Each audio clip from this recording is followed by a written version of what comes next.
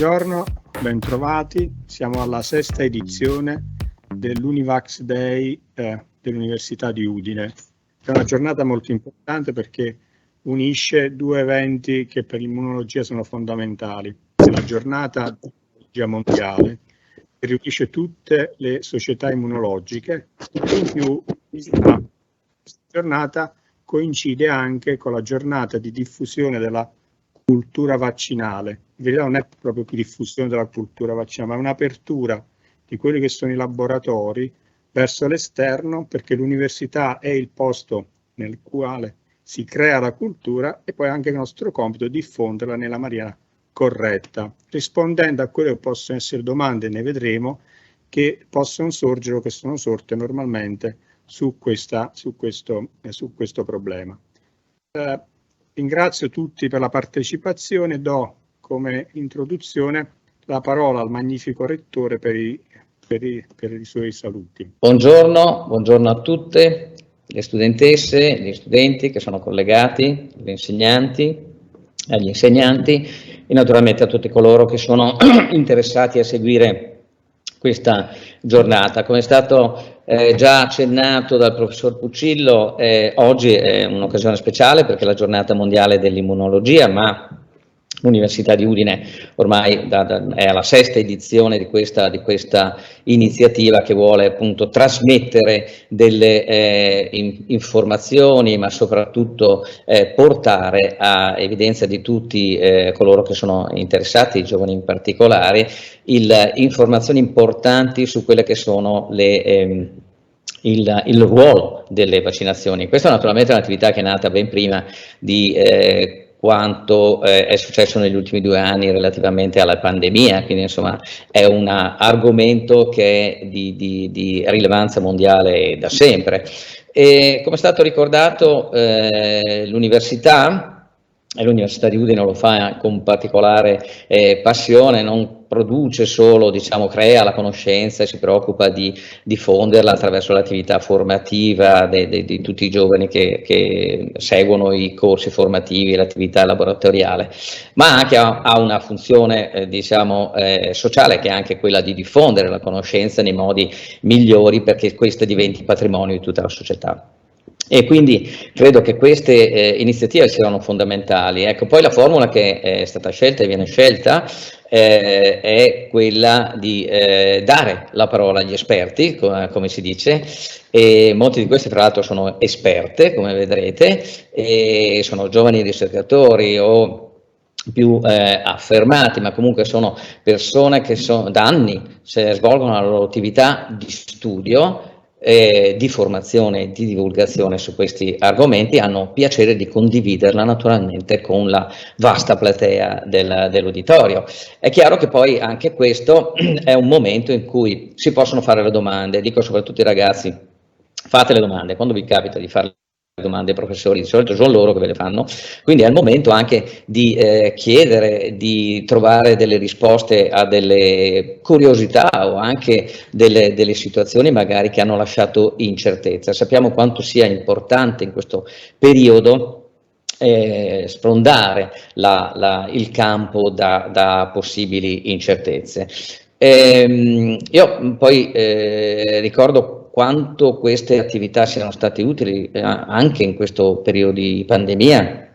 Abbiamo visto per esempio anche nella nostra università quanto la campagna vaccinale ha avuto poi un successo così ampio da essere sopra qualunque aspettativa e a medie nazionali o internazionali oltre il 93%, quindi significa sostanzialmente che anche un'attività di sensibilizzazione può essere utile anche a superare momenti di difficoltà. E io poi voglio ringraziare il laboratorio di immunologia che è diretto dal professor Puccillo e poi ha, come vedrete, componenti di prestigio e altri colleghi del Dipartimento di Area Medica che hanno voluto dare e continuano a dare il loro contributo a questa iniziativa, perché è grazie anche alla disponibilità delle persone, la volontà di comunicare ciò che si fa, che si svolge proprio quel ruolo che dicevo prima dell'università nel fornire degli strumenti alla società per mantenere alto il proprio sviluppo e la possibilità di informazione consapevole dei cittadini, tanto più se questi sono i cittadini del domani. Mi pare che recentemente anche la von der Leyen, la commissaria presidente europea, abbia citato che i giovani devono prendere in mano il loro futuro. Addirittura hanno detto lo dovrebbero modellare, shape their future, quindi queste sono anche occasioni in cui si arricchisce il bagaglio per poi modellare il nostro futuro all'interno della società. Quindi grazie a tutti coloro che si sono collegati e rimarranno collegati e daranno sostanza a questa giornata con i loro interventi, e grazie anche ai colleghi e tutti coloro che hanno reso possibile questa giornata. Forse avete sentito una piccola voce perché si è aggiunto un partecipante, anzi una partecipante, Siri, del mio computer, che vedremo se potrà partecipare attivamente anche a questa discussione. Bene, quindi buona giornata mondiale dell'immunologia, spero che usciate tutti più vaccinati da questo contro la disinformazione. Grazie moltissimo, magnifico Rettore, ti ringrazio per le parole che hai speso per la manifestazione, anche ringrazio Siri che ha voluto dare il suo contributo. Come dicevo inizialmente, uno dei motivi della giornata mondiale dell'immunologia e di Univax è quello di cercare di dare delle risposte. È quello che è il compito di un ricercatore, oltre a quello di dare delle risposte, ma soprattutto individuare le domande corrette. E la giornata mondiale dell'immunologia nasce da una necessità che noi abbiamo notato soprattutto nei bambini. E nei bambini quello che è semplice da fare è che la domanda sembra una risposta di tipo corretto, puntuale sul loro sentire. E quindi abbiamo iniziato questa giornata attraverso un piccolo video che vi verrà mostrato in cui poniamo delle domande a dei bambini intorno ai 5-6 anni che sono stati intervistati da persone che si occupano di immunologia, e quindi cercare di capire se quello che il lavoro che loro fanno viene compreso da quelli che sono i figli, gli amichetti dei figli, sapere cosa realmente si fa nel laboratorio, che poi diventa nella realtà quello che è la difesa attraverso anche l'utilizzo dei vaccini. Do quindi il via a un brevissimo filmato.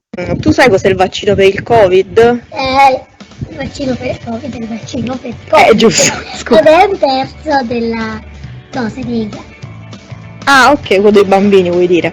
E quindi tu ti sei vaccinata. E perché ti sei vaccinata? Perché il virus colpisce in molti modi e mi sa che io voglio prendere nel modo più leggero. Ok, quindi il vaccino ti serve a prendere il virus più leggero. Ok, ottimo, perfetto Caterina, grazie mille. Ciao ciao.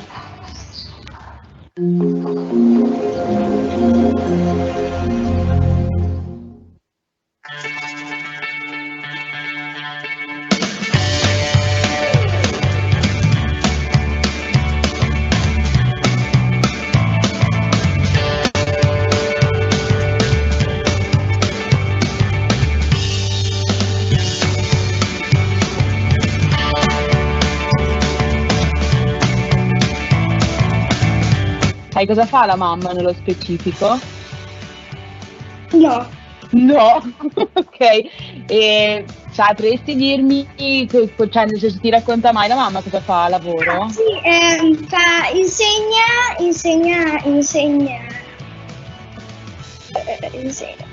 come dire, non so. Non lo sai? Cioè, non so cosa fa, però non so dire cosa insegna, cioè, non so il nome di cosa insegna.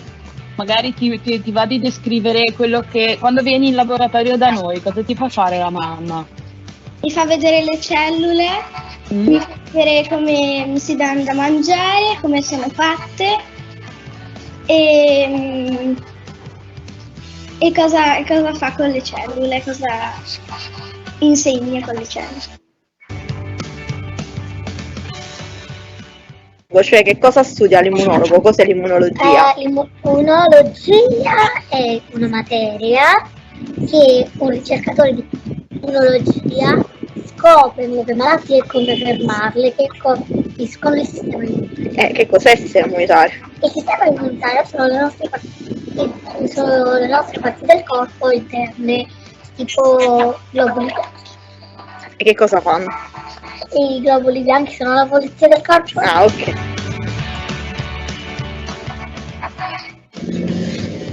Che cos'è il vaccino contro il Covid? Per me il vaccino contro il Covid è proteggere le persone da chi ha il Covid e proteggere me stesso dalle altre persone che hanno il Covid. E tu hai fatto il vaccino? Sì, l'ho fatto.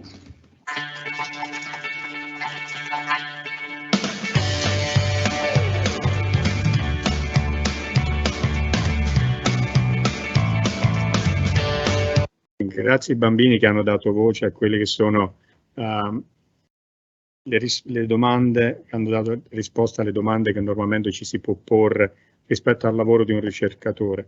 Ora da l'inizio a quello che è la vera giornata, passando la parola a Maria Santoro, giornalista, che ci aiuta nella conduzione, che farà un po' il filo, il trade union tra le varie presentazioni. Noi ci rivedremo successivamente. Buongiorno a tutti, ringrazio il professor Carlo Puccillo e ovviamente tutto l'Ateneo Udinese per avermi rinnovato l'invito a partecipare a questa nuova edizione di Univax Day.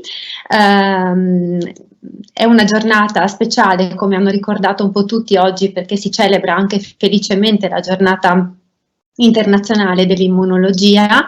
E sicuramente è una giornata speciale comunque perché poi da quando io partecipo, quindi da qualche anno insomma, è anche per me una giornata importantissima di crescita personale e professionale, perché mi permette di confrontarmi con voi ragazzi e di migliorare il mio lavoro. Io sono una giornalista, appunto come ha anticipato il professor Puccillo, sono iscritta all'albo del Friuli Venezia Giulia, mi occupo di divulgazione scientifica ormai da alcuni anni e scrivo per alcune riviste a diffusione nazionale, forse le conoscerete alcune, Io Donna, Star Bene, Panorama ad esempio sono le collaborazioni più assidue, e appunto collaboro anche con altri atenei sempre per appunto diffondere tra le nuove generazioni una maggiore consapevolezza appunto sulla scienza e sull'importanza di comprendere attentamente quelli che sono i valori scientifici per poi prendere delle decisioni sulla nostra salute e sul nostro benessere.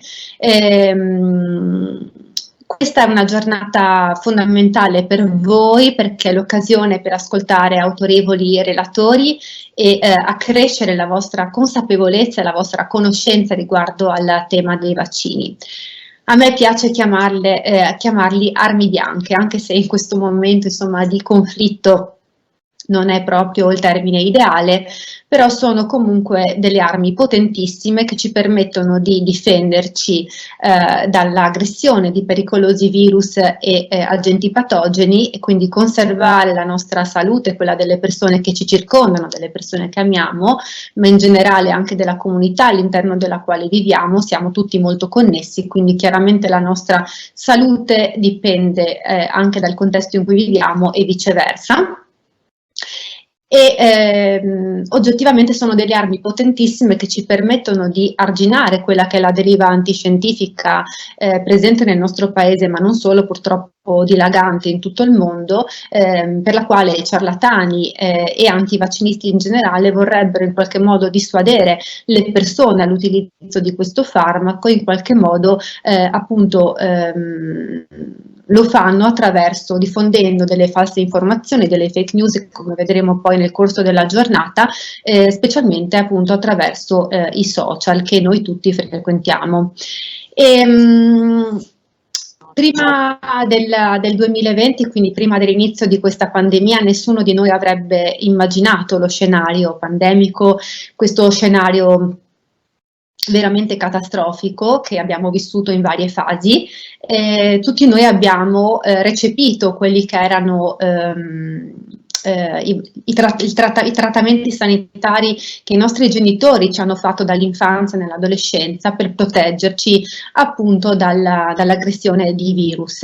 Non ci siamo posti molte domande perché abbiamo vissuto in una bolla di salute e di tranquillità fino all'esplosione della pandemia. Soltanto in questo caso abbiamo veramente sperato, almeno io l'ho fatto, ma penso anche molti di voi, che la scienza, quindi che i ricercatori e scienziati potessero intervenire prontamente e regalarci una pozione magica per far scomparire questo pericoloso virus che ha cambiato così profondamente le nostre vite.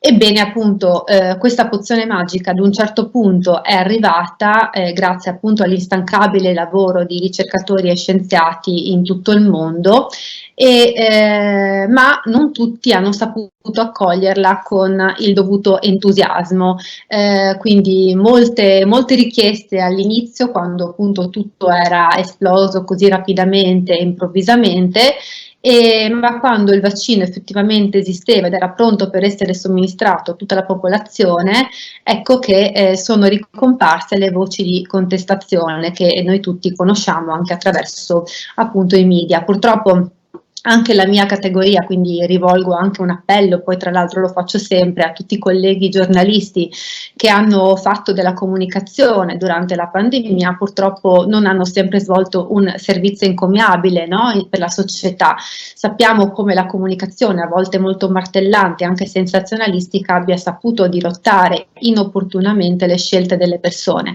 e quindi un articolo piuttosto che un servizio di un telegiornale, un'associazione ad esempio tra vaccini e morti improvvise, che tutti noi sicuramente abbiamo letto in questo ultimo anno, purtroppo non hanno reso il servizio dovuto alla scienza e anche alla salute generale, insomma, della comunità all'interno della quale viviamo.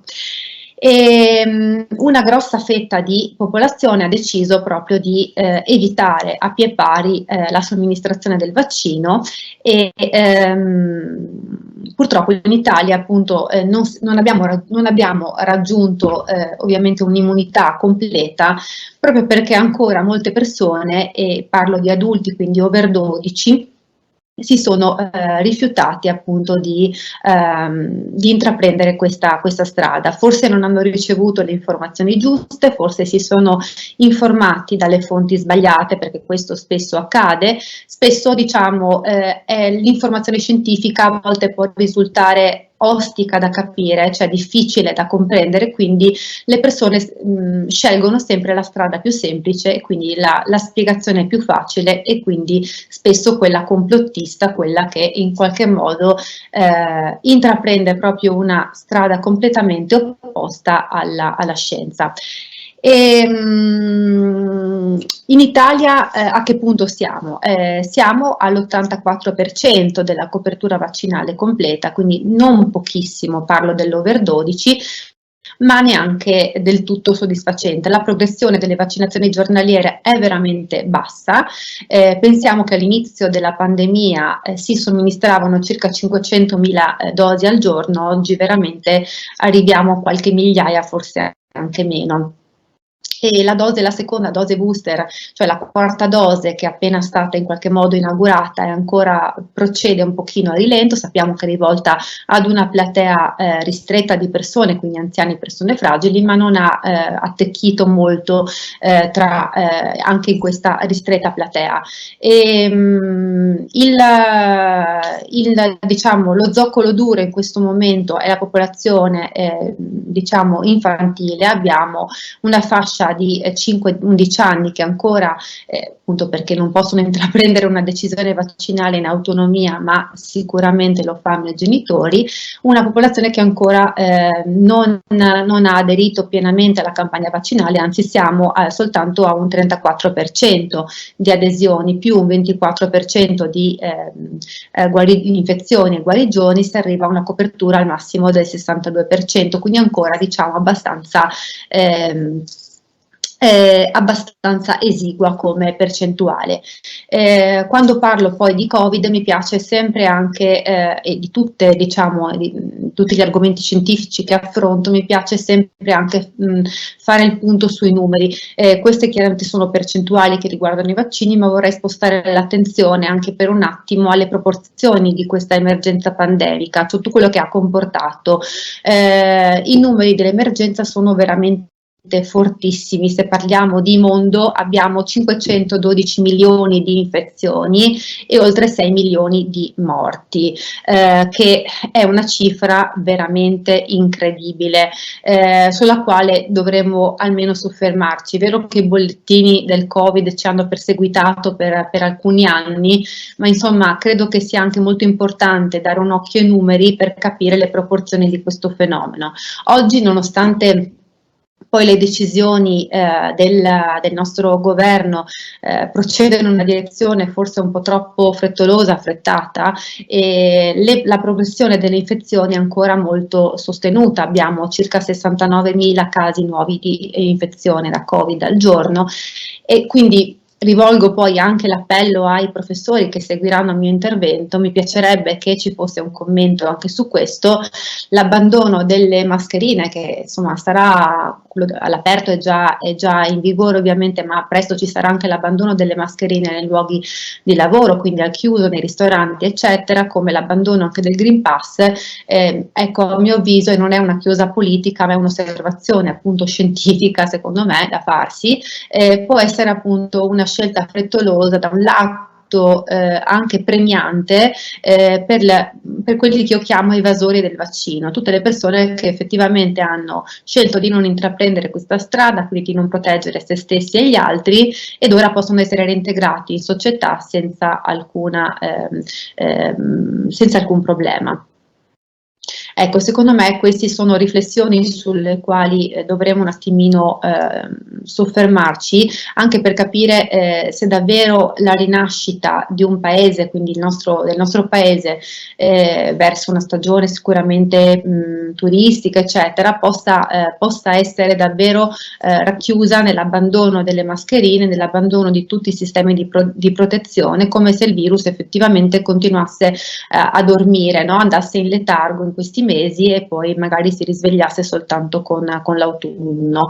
Secondo me proprio c'è una riflessione che dovremmo fare, è proprio questa: capire, essere diciamo informati sulle condizioni attuali della pandemia, sulla progressione dei casi di Covid, e capire che appunto il Covid purtroppo è ancora con noi e ci resterà, ahimè, per molto tempo. Quindi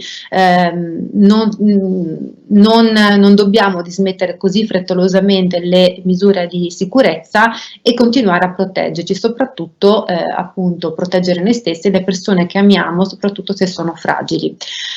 Credo davvero che questa giornata sia una giornata poi appunto fondamentale anche per aiutare la nostra comunità a crescere, e ho visto quel video molto simpatico iniziale dei bambini ed è sicuramente un video così ispirante, ma soprattutto che infonde in tutti noi adulti grande speranza. Cioè sono bambini che già sono informati sul contesto all'interno del quale vivono, che vogliono conoscere anche loro quello che sta succedendo, e che sono i primi a volersi vaccinare e quindi a scegliere la scienza piuttosto che la pseudoscienza, e questo veramente è rincuorante. Quindi credo che poi alla fine lo scopo, il cuore di questa giornata sia proprio quello di infondere in voi tutte le conoscenze possibili per farvi amare la scienza e farvi prendere le distanze da ogni forma di disinformazione, di pseudoscienza che ci allontana poi dal nostro obiettivo, che è quello al momento di convivere col Covid pacificamente, più o meno pacificamente, ma sicuramente quello di intraprendere le azioni più giuste per conservare la nostra salute e quella delle persone che ci circondano. Io ho esaurito appunto il mio primo intervento, penso sia soltanto una riflessione iniziale per cercare in qualche modo di entrare poi nel cuore di questa giornata. Sicuramente gli interventi che seguiranno il mio saranno molto molto specifici e molto interessanti. A tal proposito partirei proprio dalla professoressa Barbara Frossi, che è ricercatrice di patologia generale all'Università di Udine e che ci racconterà proprio bene tutti i vaccini e chiaramente anche tutti i benefici che apportano al nostro sistema immunitario. In particolare ci farà capire quanto cambia la nostra risposta immunitaria verso un patogeno e verso un vaccino, quindi quale differenza di stimolazione, ecco, al nostro sistema immunitario in un'occasione o nell'altra. Ecco, quindi lascerei la parola alla professoressa Frossi e poi ci rivediamo più tardi. Buongiorno a tutti e a tutte, benvenuti in questa giornata, grazie Maria per avermi passato la parola. Sono, come vi diceva Maria, una ricercatrice in patologia generale presso l'Università di Udine e oggi ho il compito di farvi una lezione che cercherà di essere il più semplice e il più ma anche allo stesso tempo il più articolato possibile, sulle quelle che sono le differenze e le similitudini tra le risposte del sistema immunitario ad un patogeno, ad un vaccino. Ma prima di poter rispondere a questa domanda dobbiamo affrontarne altre due, cioè dobbiamo capire bene che cos'è il sistema immunitario e come funziona e di conseguenza come funzionano i vaccini, come sono fatti.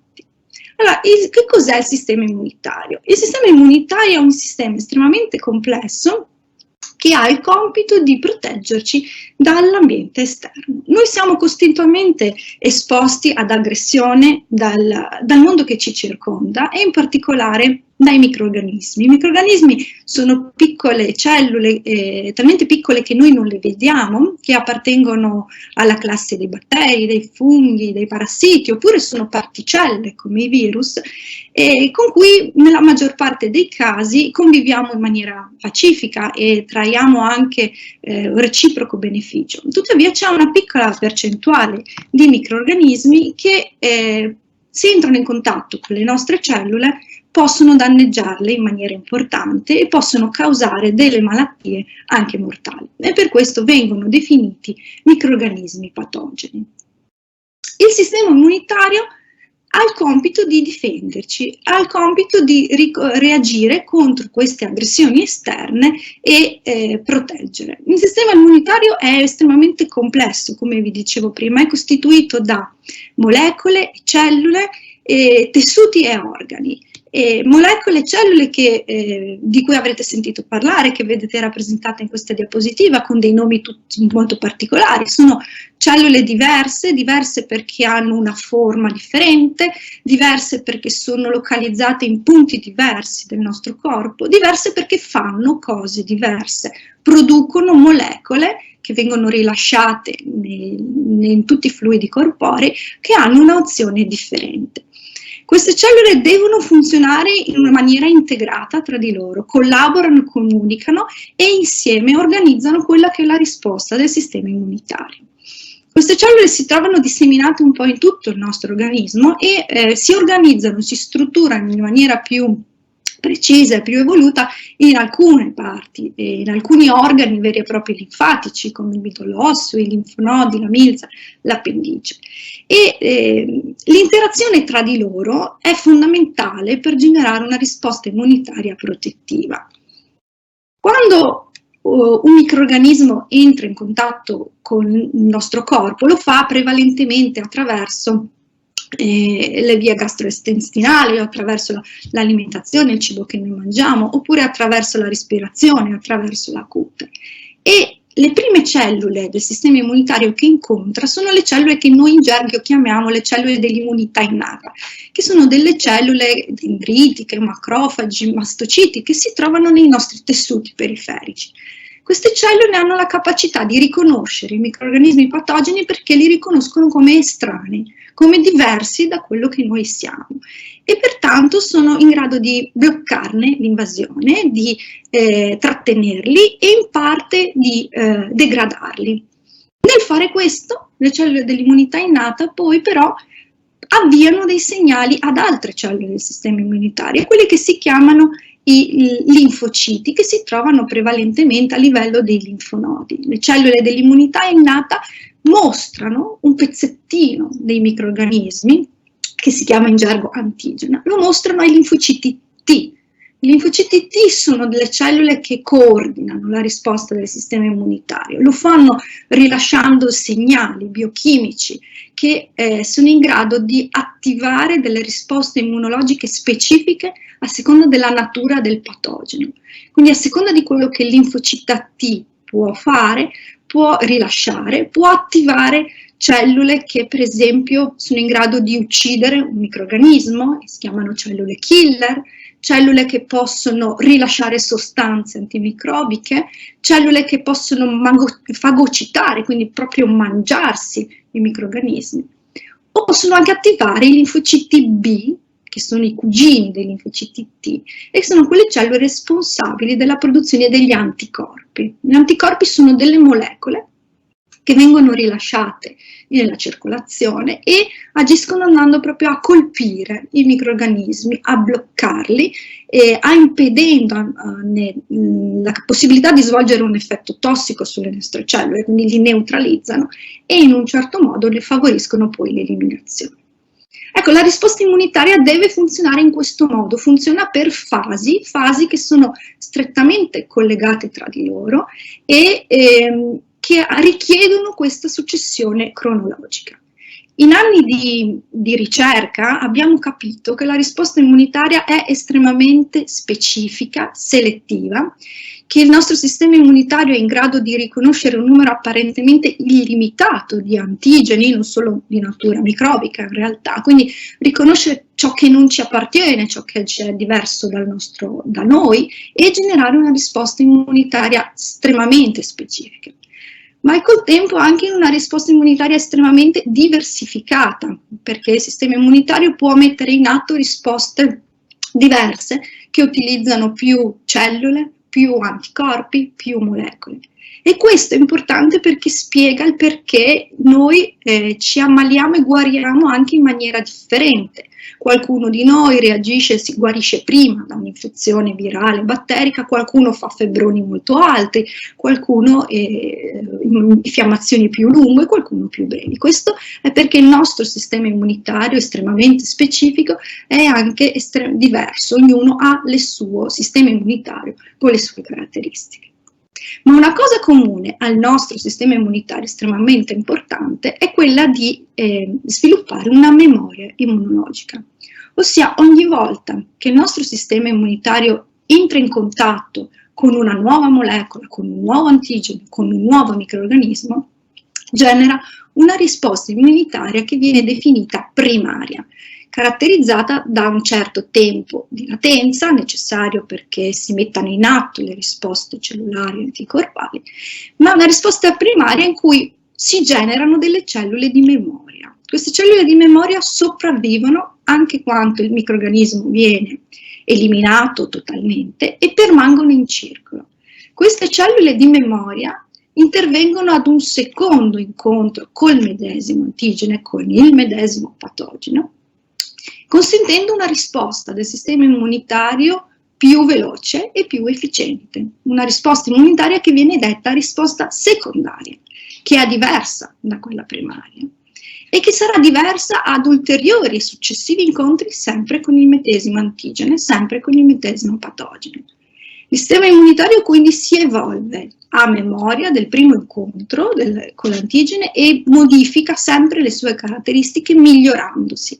Ed è questo il motivo per cui noi possiamo diventare immuni. Questo è il motivo per cui una volta che il nostro sistema immunitario viene indotto e stimolato da un antigene o da un patogeno, la seconda e i successivi incontri con lo stesso microrganismo, la risposta immunitaria sarà così più veloce, così efficace, che noi non avremo percezione di aver incontrato il patogeno e di esserci ammalati. E questa è la grande peculiarità del nostro sistema immunitario.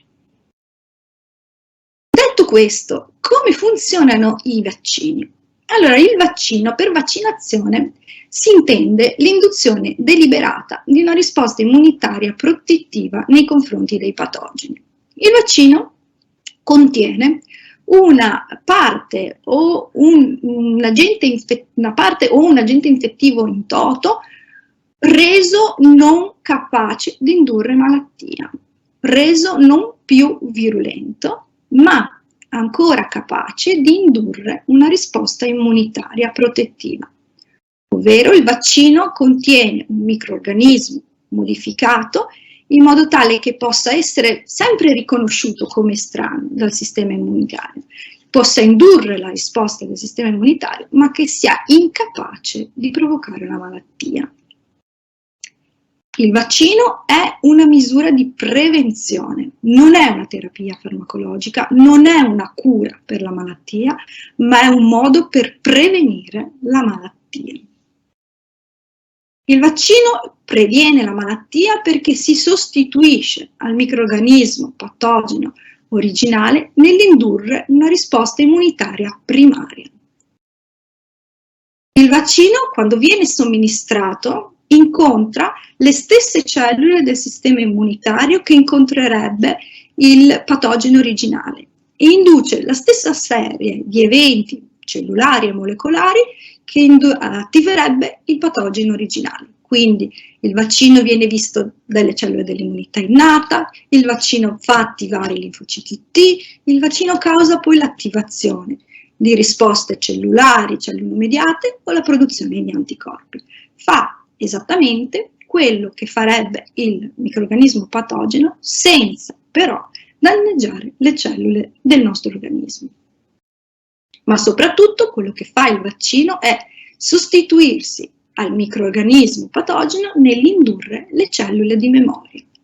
Il vaccino, stimolando la risposta del sistema immunitario, causa la generazione di cellule di memoria, di linfociti B e linfociti T di memoria, che sopravvivono, rimangono in circolo, mantenendo il ricordo di quel primo incontro con l'antigene e rappresentano quindi un'arma che il sistema immunitario possiede per eventuali successivi incontri con il patogeno originale. Quando noi ci siamo vaccinati, noi abbiamo allertato il nostro sistema immunitario e qualora capitasse che incontriamo il patogeno originale, siamo pronti perché abbiamo già le cellule di memoria specifiche attive, abbiamo già un repertorio di anticorpi specifici e reattivi che ci proteggono da quel patogeno, impedendo l'induzione della malattia. Anni di ricerca hanno permesso di sviluppare diversi tipi di vaccini. I primi tipi di vaccini che risalgono al secolo scorso e nascevano da errori di laboratorio in realtà o da deduzioni empiriche. I primi tipi di vaccini erano costituiti da microrganismi patogeni uccisi, cioè resi incapaci di replicarsi o di proliferare. Quindi patogeni che mantenevano la loro struttura esterna, quindi le loro caratteristiche specifiche che il sistema immunitario può vedere e verso le quali può generare una risposta in termini di cellule specifiche, di anticorpi specifici, ma un microrganismo che non era capace di replicarsi, quindi non è capace di danneggiare le nostre cellule. Un altro tipo di vaccino che possiamo utilizzare sono i vaccini attenuati. Sono vaccini che contengono i microrganismi patogeni modificati in modo tale da ridurne la virulenza, cioè la capacità di avere un'azione tossica sulle nostre cellule, ma ancora capaci di replicarsi e di sopravvivere all'interno del nostro organismo. Quindi una forma di microrganismo molto più simile a quello originale, che ha semplicemente perso la capacità di danneggiare le nostre cellule, ma che ha la piena capacità di attivare una risposta del sistema immunitario.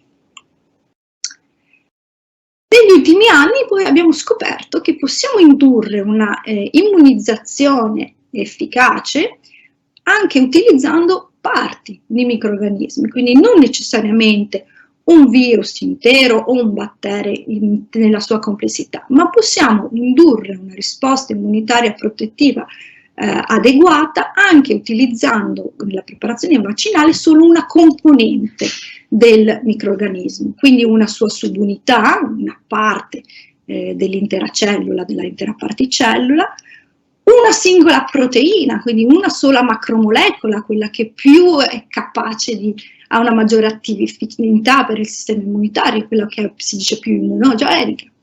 Oppure possiamo utilizzare gli acidi nucleici, il DNA o l'RNA messaggero, ovvero possiamo sfruttare l'informazione genica che sta alla base dell'espressione delle proteine più rappresentative di questi microrganismi. E questi vaccini nuovi a DNA o RNA sono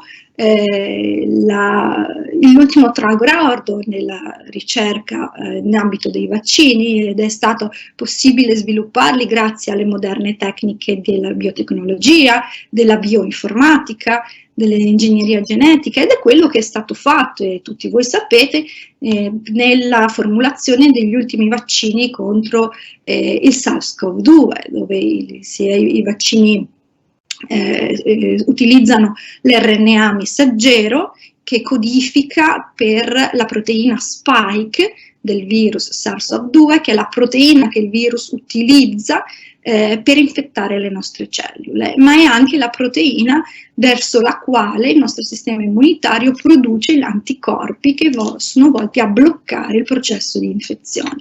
Quindi nei vaccini contro il Covid vengono utilizzati gli RNA messaggeri codificanti per le proteine spike, sono veicolati in sistemi di vescicole lipidiche, sostanzialmente di grasso con una conformazione simile a quello delle nostre membrane cellulari, che permettono l'introduzione dell'RNA messaggero per la spike nelle nostre cellule.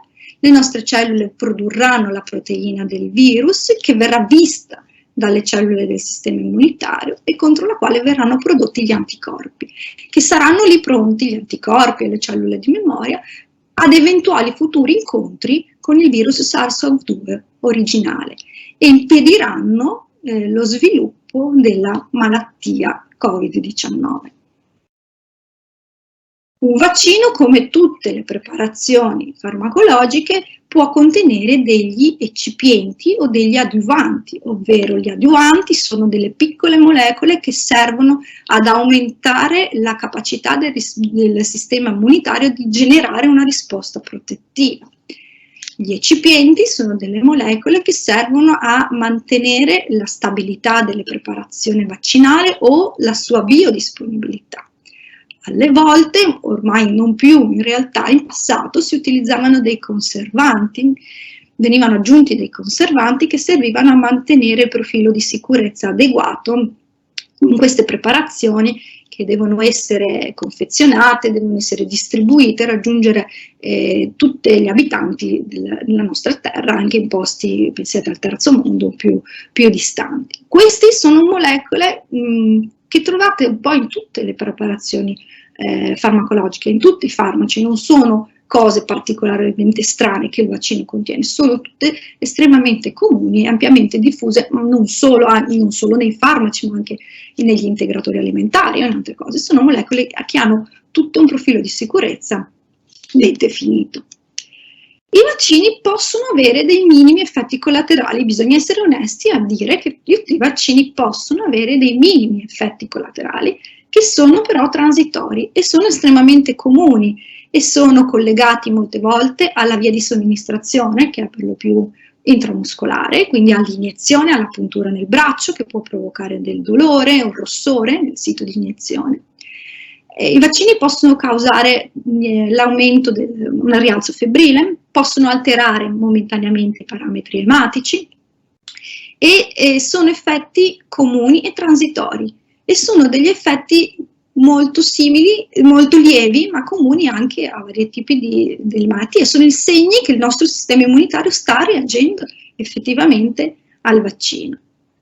Ci sono degli effetti collaterali più seri, ma estremamente rari, che sono delle reazioni allergiche a uno dei componenti della preparazione, che hanno un'incidenza molto bassa, ma sono effettivamente effetti collaterali importanti.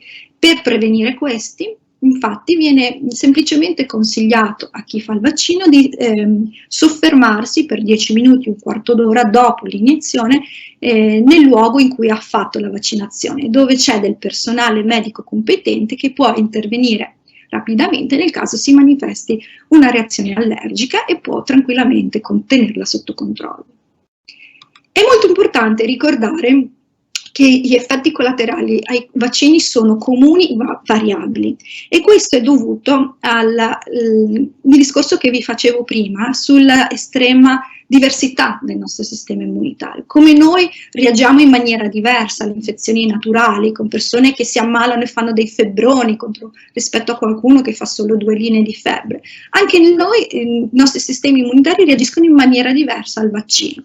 Per cui c'è qualcuno che fa il vaccino e il giorno dopo ha 38 di febbre, qualcuno a cui invece un vaccino non fa assolutamente nessun sintomo. Questo non è necessariamente l'indicazione che il vaccino non funzioni, è semplicemente che il nostro sistema immunitario reagisce in modo differente e va tenuto molto ben presente. Detto questo, quali sono allora i punti in comune, le differenze nella risposta che genera il nostro sistema immunitario nei confronti di un microrganismo patogeno e di un vaccino? Le similitudini, le somiglianze sono sicuramente molto di più delle differenze.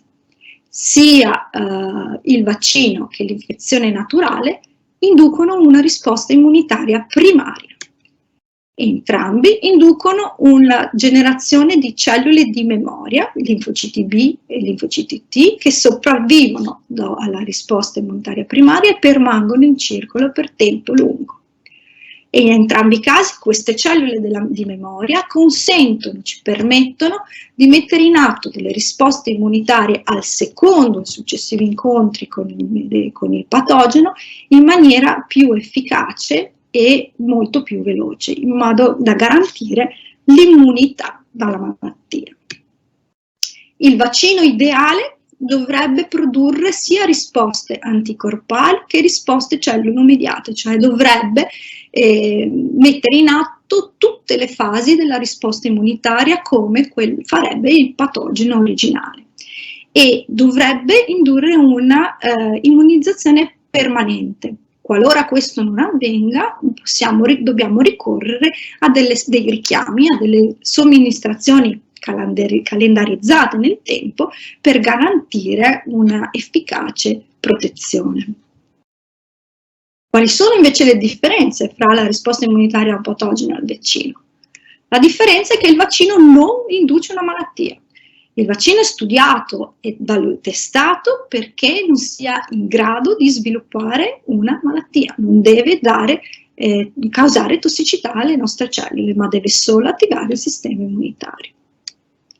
La vaccinazione ci dà la certezza dell'avvenuta immunizzazione, perché quando io vaccino una persona so che sto attivando il suo sistema immunitario. Quando io lascio libertà all'infezione naturale, io non ho mai la certezza di quante persone si siano effettivamente malate e guarite, di quante invece non si siano immunizzate, perché non posso monitorare e valutare in maniera precisa quanti sono gli asintomatici o quelle persone che sviluppano una malattia con dei sintomi molto lievi, magari sovrapponibili all'infezione indotta da un altro microrganismo. Quindi la vaccinazione ci permette di monitorare una popolazione e di valutare anche scelte strategiche in ambito sanitario.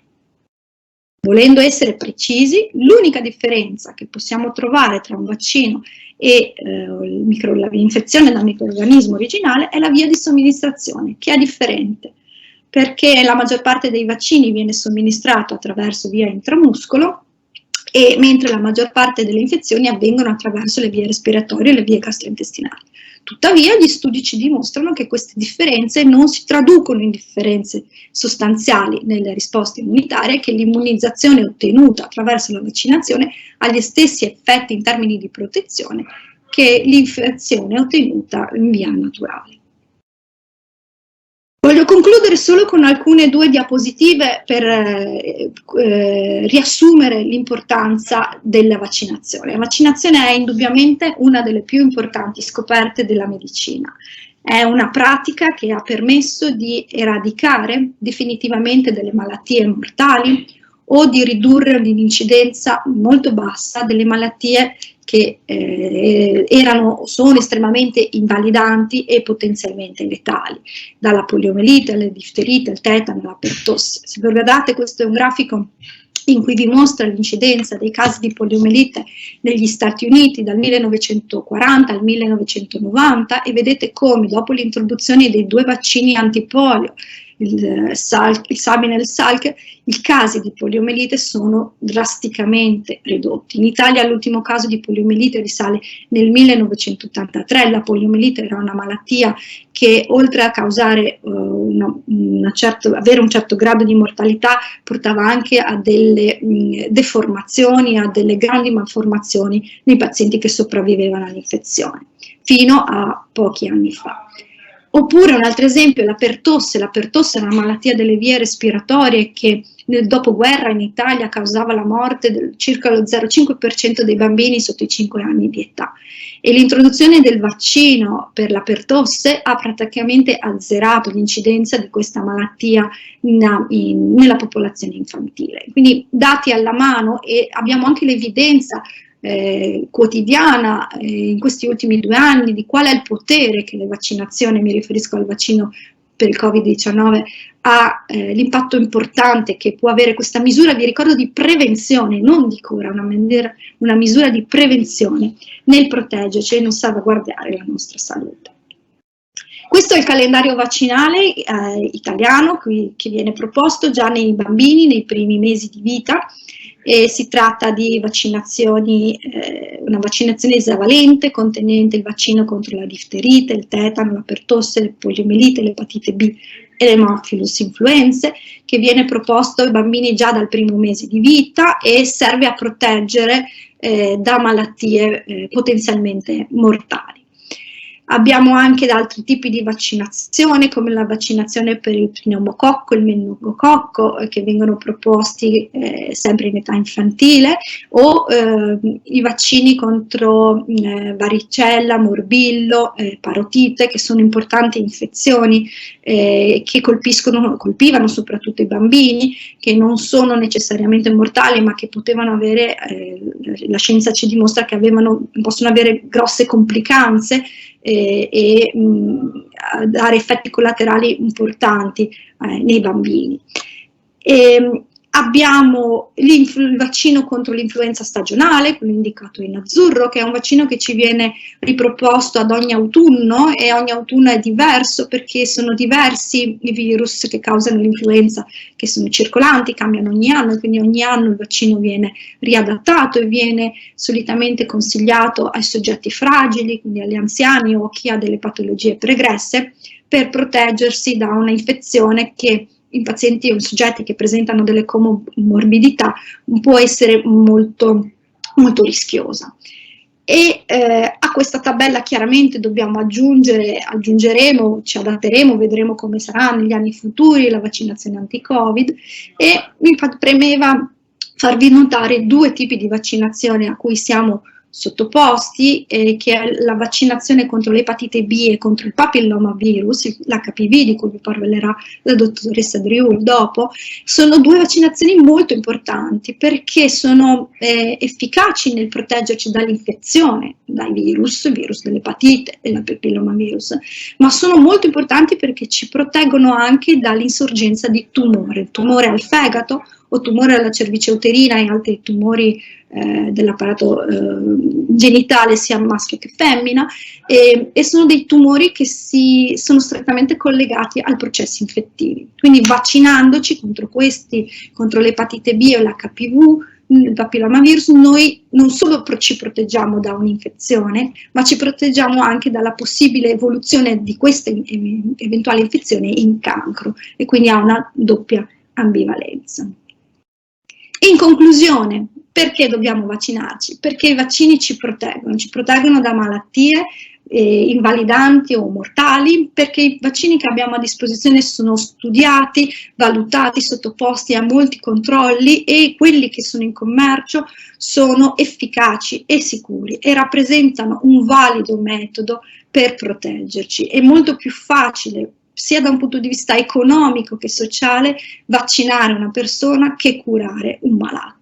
Ma soprattutto dobbiamo vaccinarci perché il rischio a cui andiamo incontro quando noi ci ammaliamo è sempre molto, ma molto più alto di quello a cui andiamo incontro se ci vacciniamo, e quindi dobbiamo tutti vaccinarci con assoluta tranquillità. E con questo io vi ringrazio per la vostra attenzione e rimango a disposizione per eventuali domande nella parte finale della presentazione. Allora, ringrazio la professoressa Frossi per questo esilarante viaggio all'interno del nostro sistema immunitario, per averci fatto capire e comprendere quanto complesso sia il lavoro delle nostre cellule per difendere l'organismo dall'aggressione di pericolosi virus e patogeni.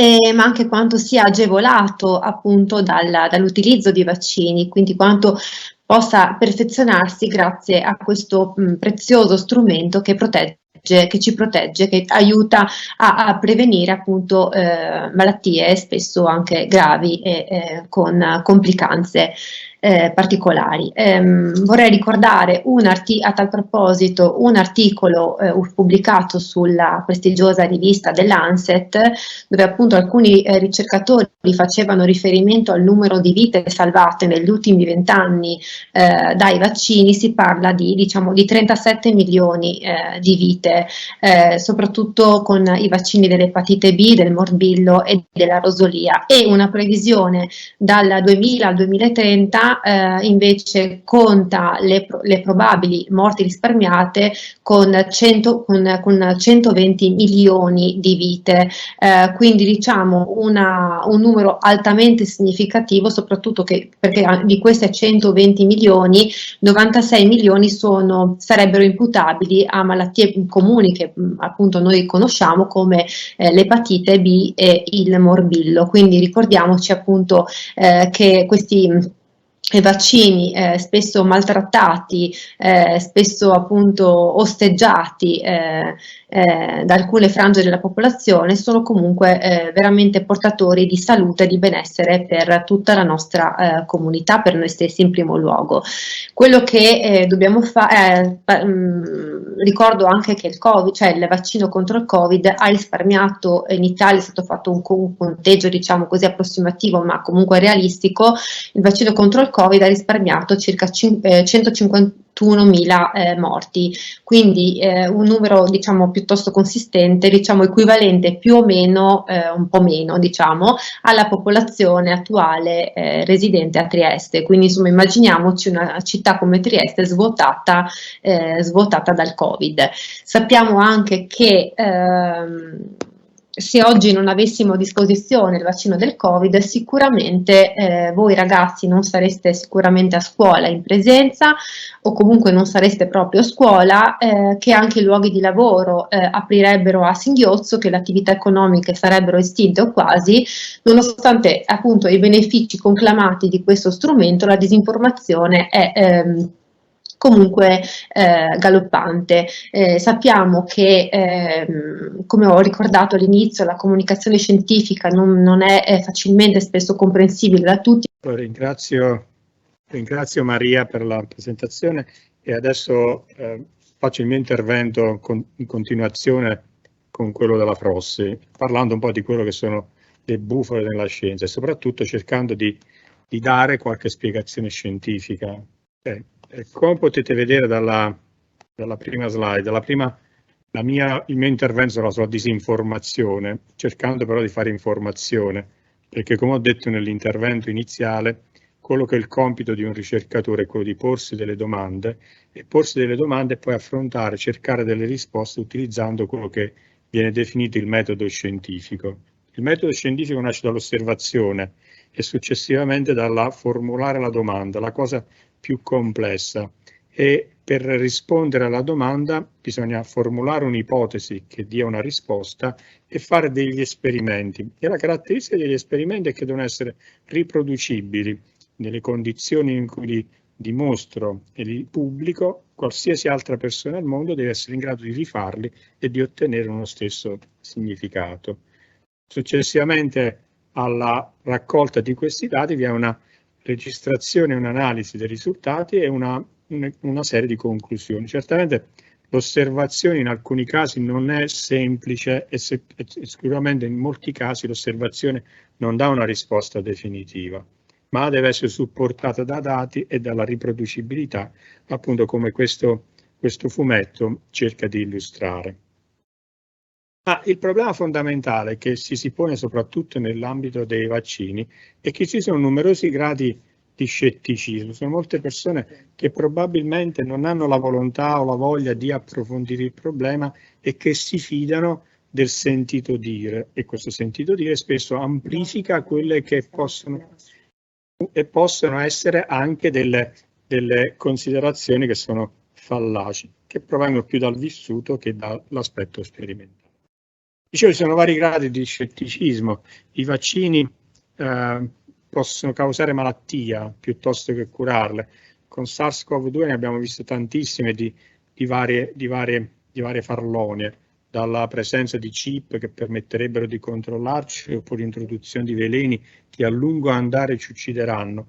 Ma poiché la giornata è volta a chiarire un po' quello che è il ruolo dei vaccini all'interno di quello che è la sanità pubblica e quello anche dell'evoluzione della specie, perché permette di sopravvivere anche a persone che tra virgolette sono esposte in periodi particolari della loro vita a momenti di fragilità, e mi riferisco alle persone che sono sottoposte a terapia immunosoppressiva perché autoimmuni, mi riferisco a persone che sono soggette a patologie tumorali e quindi hanno necessità di una protezione che gli supporta il loro sistema immunitario a rispondere a quello che possono essere le debilitazioni che la terapia gli può portare.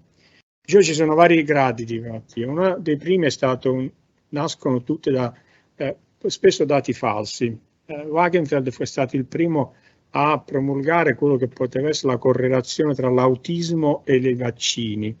E in effetti Wagenfeld fece uno studio che era pro domo sua, lo fece in casa sua, non usò grandi numeri ma piccolissimi numeri, una semplice osservazione di un soggetto che non aveva neanche l'autismo, ma fondamentalmente Wagenfeld aveva un problema di conflitto di interessi. Il primo era pagato per dimostrare quello, e quindi già questo è un falso. Il secondo è che aveva brevettato un sistema di immunizzazione che secondo lui preveniva quello che era la modalità di introduceva una modalità di prevenzione di patologie come l'autismo, del tutto falso, come poi è stato dimostrato ampiamente su un largo studio di coorte in cui tantissimi studi sono stati analizzati per la correlazione, e questo ha portato a dimostrare che ciò che Wagenfeld cercava di dimostrare era del tutto falso.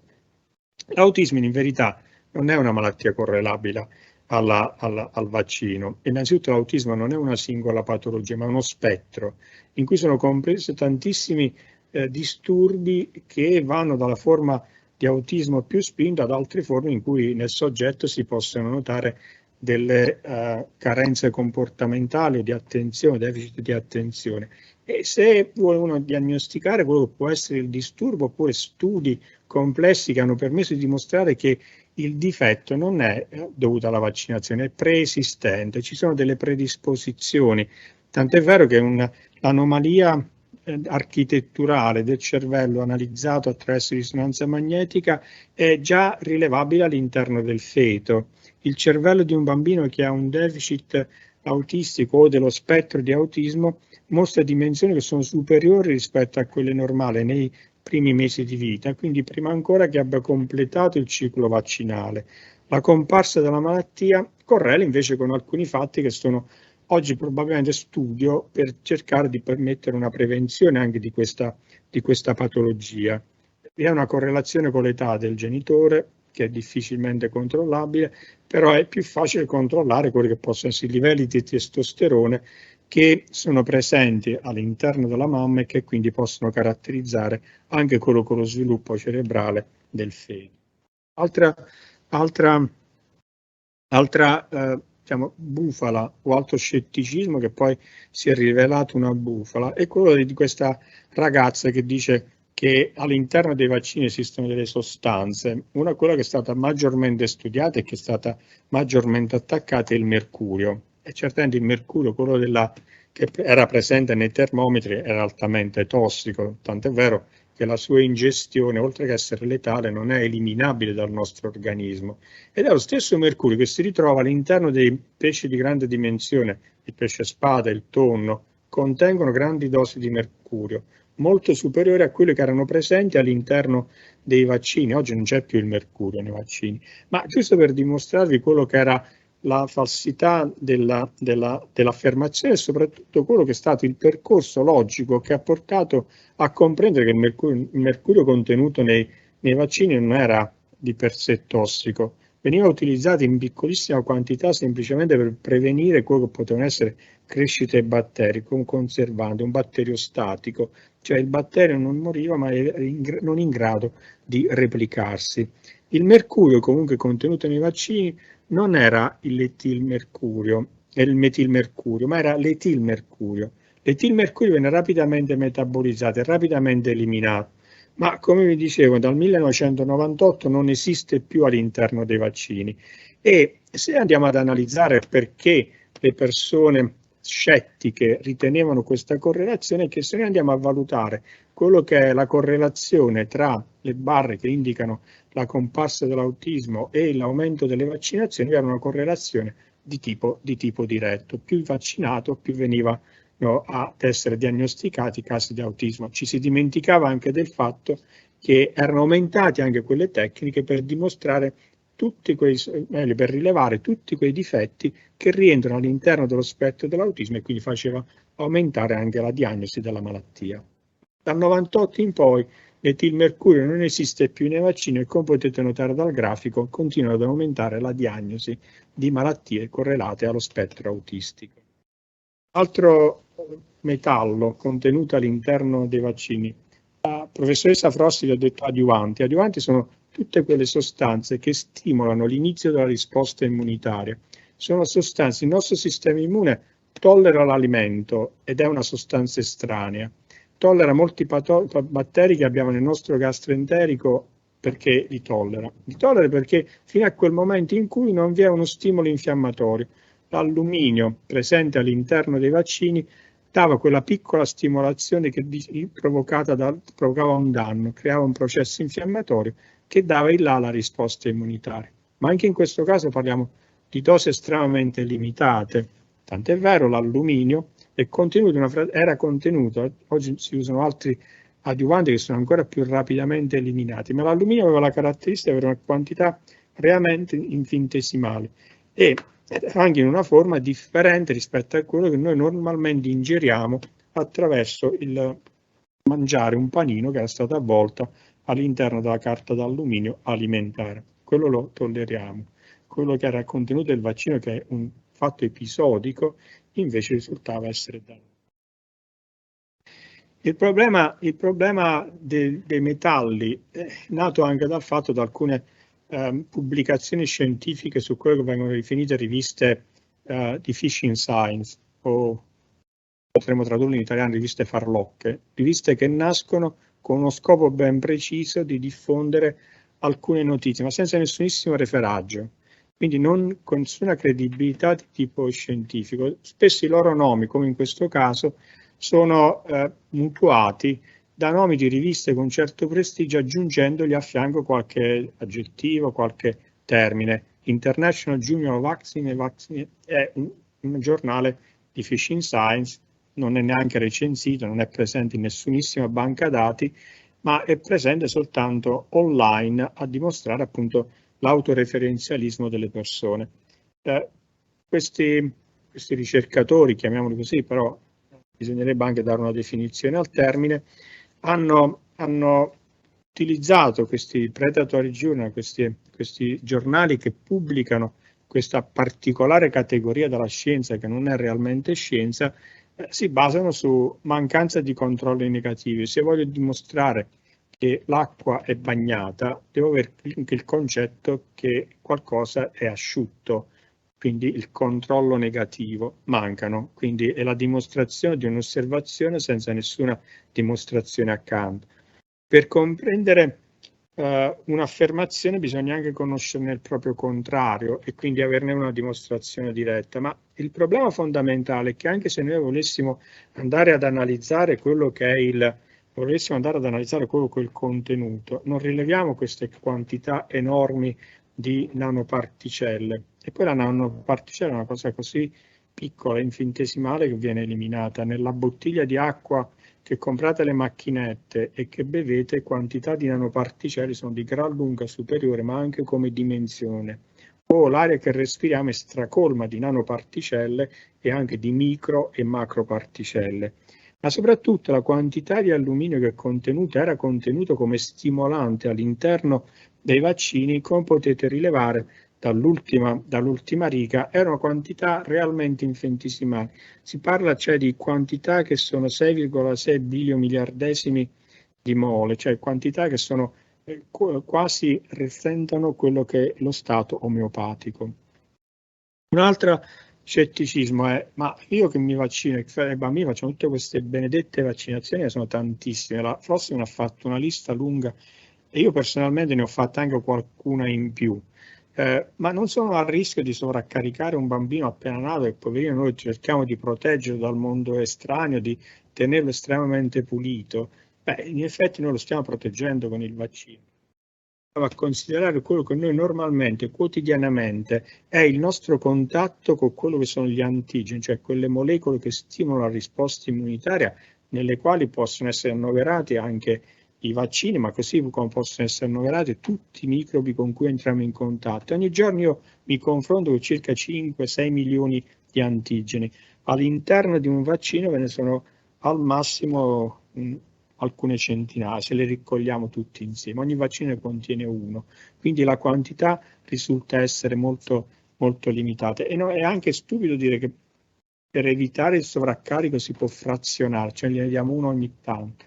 Certamente un bambino, ma anche molti adulti con cui mi sono confrontato, hanno difficoltà a farsi l'iniezione. Quindi se con i vaccini polivalenti riusciamo a farne 3 o 4 soltanto shot nel corso dei primi anni di vita, se noi dividessimo i vaccini contenuti in un esavalente in più dosi e per ognuno di essi dovessimo farne 3 con i vari richiami, dovremmo iniettare al piccolo 18 volte, farlo tra virgolette piangere per la puntura. I vaccini sono vaccini che è preferibile somministrare contemporaneamente piuttosto che darli.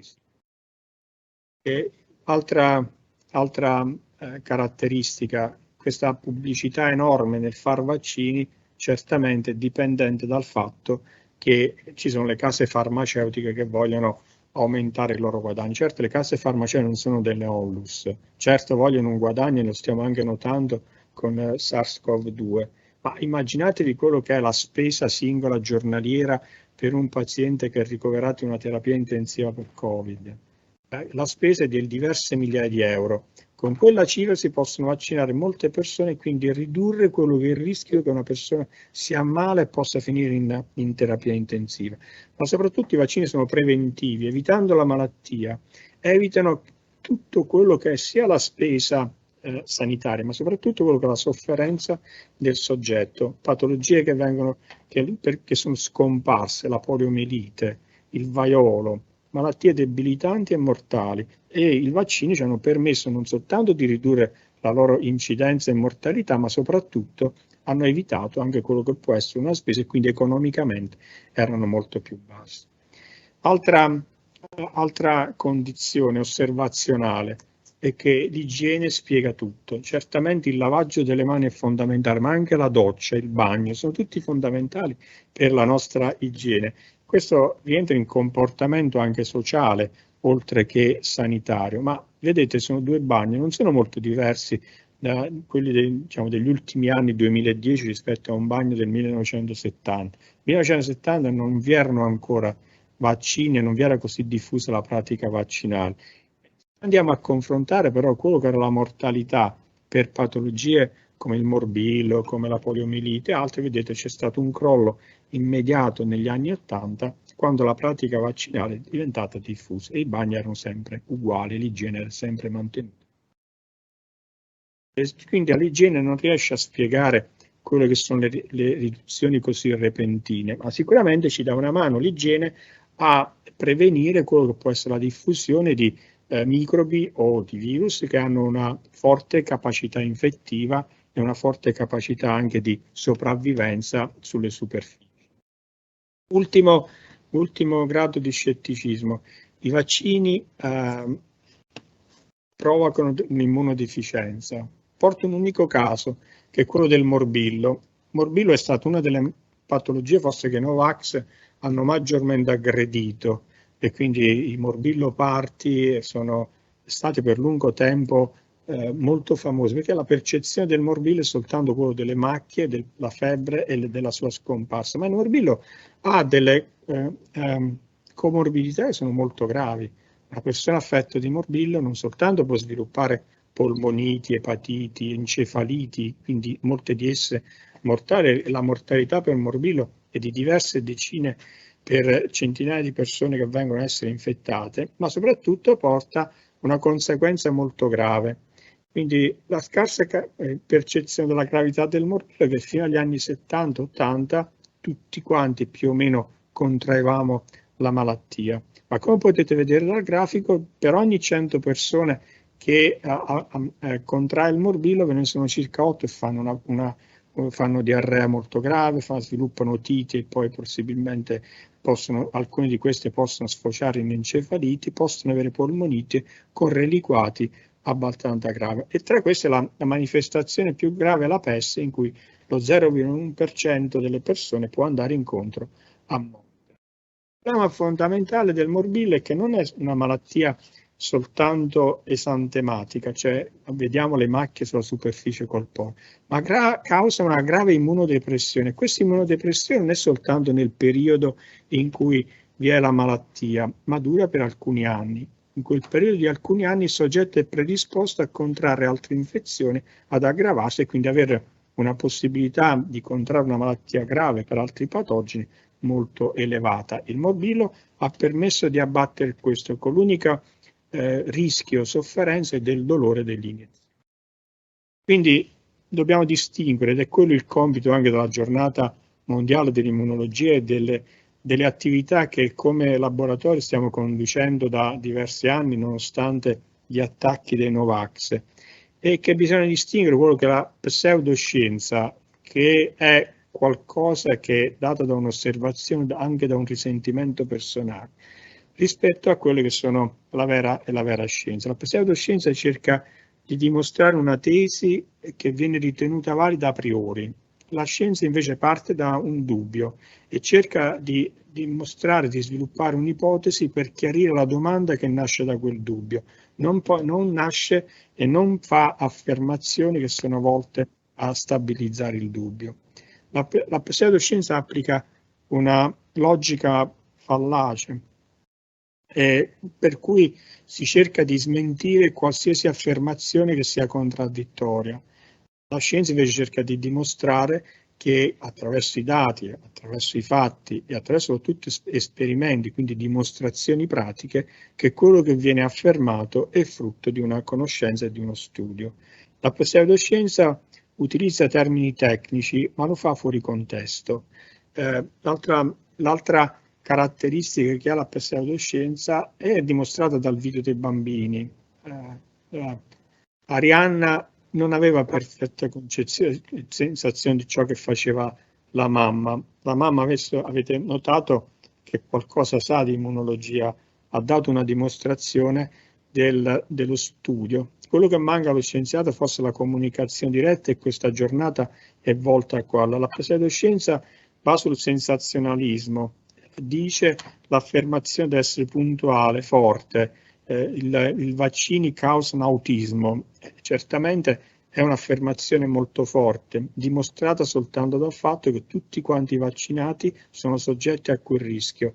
tutti quanti quello che bevono acqua, secondo me, sono soggetti al rischio di sviluppare il cancro al colon, e penso che nessuno possa confutarmi, utilizzando le stesse armi o la stessa scienza dei pseudoscienziati, che la mia affermazione è falsa. Quindi la mia conclusione è quella di lasciar stare quello che può essere la pseudoscienza, fidarsi di chi lavora e magari è poco anche appariscente, e tener conto del fatto che i vaccini hanno salvato migliaia di vite, hanno salvato persone dal polmone artificiale, quelli che soffrivano di poliomielite, e io che ne ho visti, avendo un'età superiore a quella della maggior parte dei presenti adesso in chat, sicuramente era qualcosa di distruttivo. Nella mia generazione molti hanno avuto delle menomazioni agli arti, appunto a seguito della mancanza del vaccino e quindi della presenza della malattia. I vaccini non causano gravi malattie, certamente vi sono dei rischi, ma considerando il numero di persone che vengono salvate, il rischio è solitamente dei rischi che sono controllabili e sono delle manifestazioni che sono fortemente dipendenti anche un po' dalla reattività del soggetto, che è difficile da prevenire, ma la cui frequenza è sicuramente molto più bassa da quella dell'assunzione di farmaci da banco, dal paracetamolo, che tutti quanti prendiamo con molta facilità. Con questo io vi ringrazio e vi lascio con un filmato, un cartoon, che vi permetterà di comprendere un po' e forse di essere spiegati in maniera molto più chiara e molto più incisiva rispetto a quello che vi ho potuto dire io.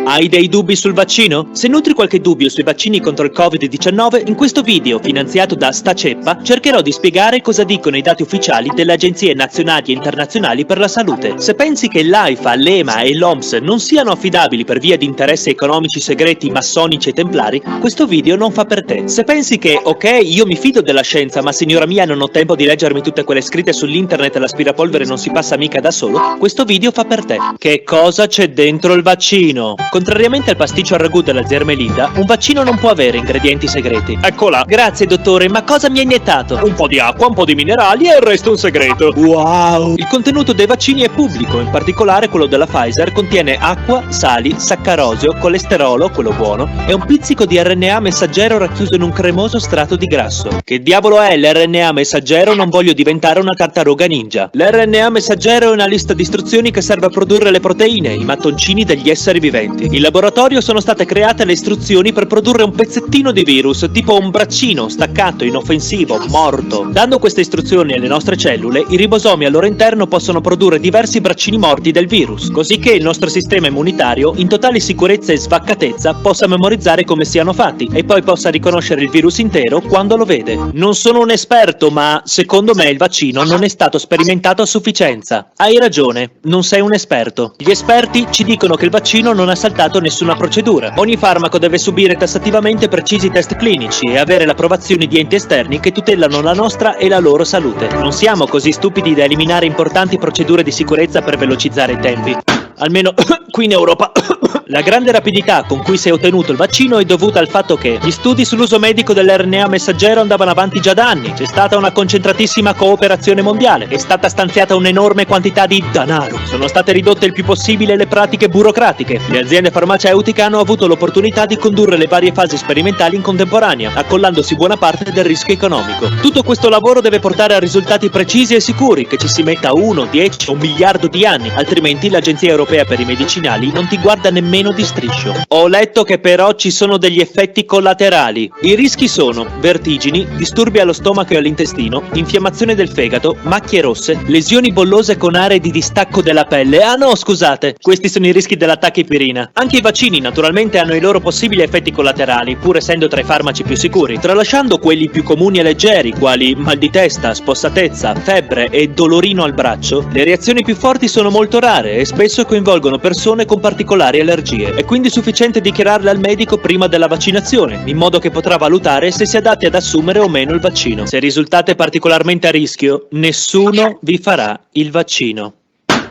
Se è così sicuro, perché mi fanno firmare un foglio per deresponsabilizzare l'azienda farmaceutica in caso insorgano effetti a lungo termine? Come fate in poco meno di un anno di test a conoscere gli effetti a lungo termine? È vero che non conoscete gli effetti a lungo termine mi preoccupano assai. È vero, non abbiamo ancora molti dati sugli effetti a lungo termine, ma ciò non significa che giochiamo alla roulette russa con le persone.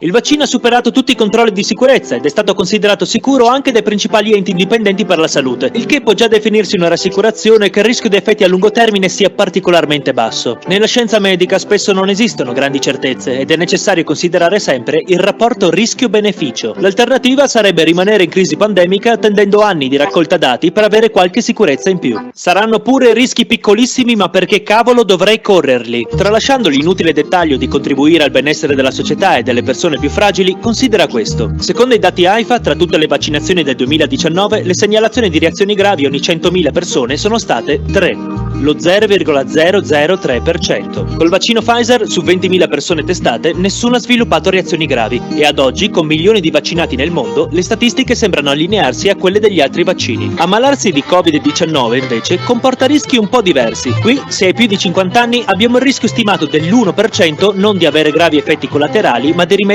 proprio le penne. Se hai più di 70 anni, il rischio sale del 12%. Se sei giovane tra i 20 e i 44 anni, hai il rischio del 2% di andare in terapia intensiva. C'è inoltre il rischio di reazioni gravi pur essendo giovani e sani, c'è il rischio di non ricevere cure tempestive, c'è il rischio che rimangano lesioni permanenti nei polmoni. Oltre al collasso degli ospedali che impedirebbe di curare anche persone con altre patologie e la crisi economica dovuta ai lockdown. Mettete queste due considerazioni sul piatto della bilancia. Però ho letto tanti articoli che dicono che molti giornali ormai lo sappiamo, per guadagnare lettori non si fanno scrupoli. Non serve che pubblichino notizie false, è sufficiente che selezionino quelle più estreme, sensazionalistiche, che prendono interesse. Ad esempio, vedrete molto spesso articoli di persone che subiscono effetti collaterali del vaccino, pareri di medici fuori dal coro, gente che si infetta appena dopo la prima dose, casi limite. Immaginate quanti magici eventi sensazionali possano succedere durante una vaccinazione di ampiezza globale. Questa selezione scandalistica crea un clima di incertezza e paura, una distorsione della realtà. Quando ci si ritrova davanti a una notizia eclatante, è importante approfondirla per avere un quadro generale attendibile e cominciare a selezionare di conseguenza le testate a cui diamo fiducia.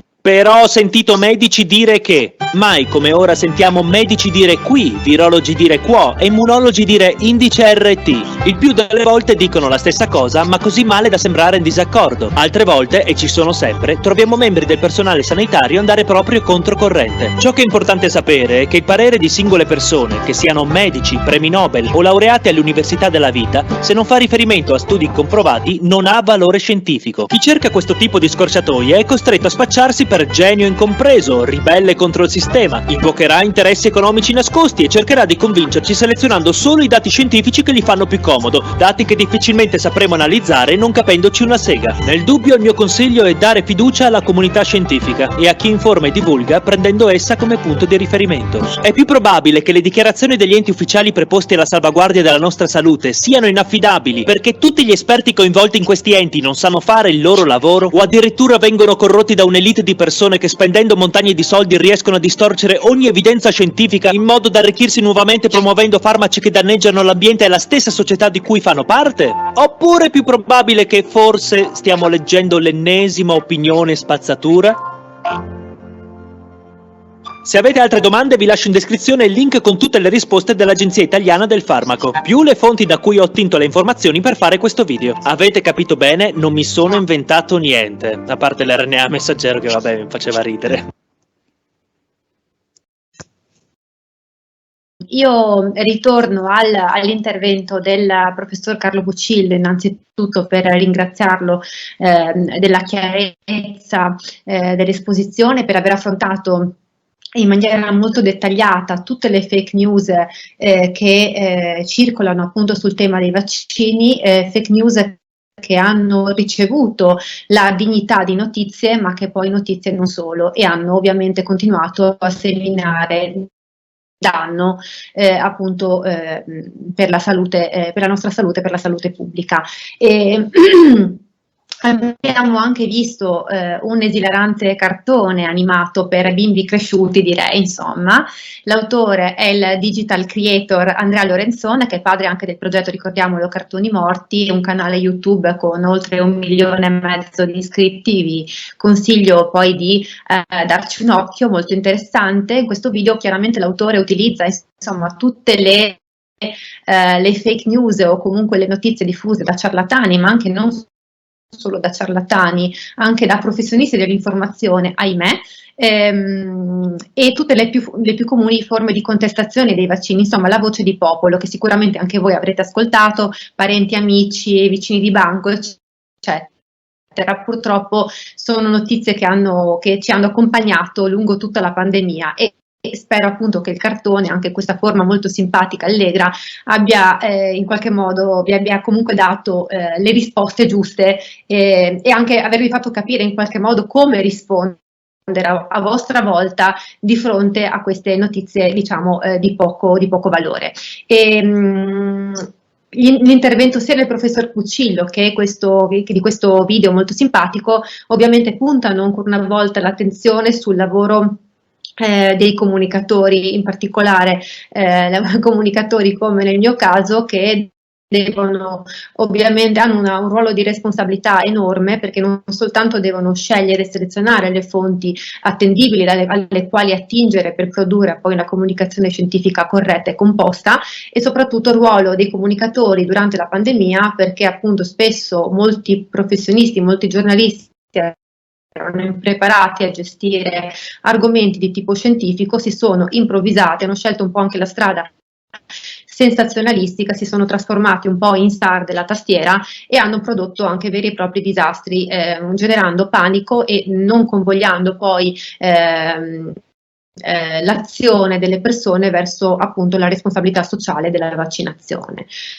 Sappiamo appunto che la vaccinazione Covid, cioè la strumentalizzazione appunto intorno alla vaccinazione Covid ha prodotto anche di riflesso un calo delle vaccinazioni in generale, anche vaccinazioni pediatriche, abbiamo una meno 1,7%.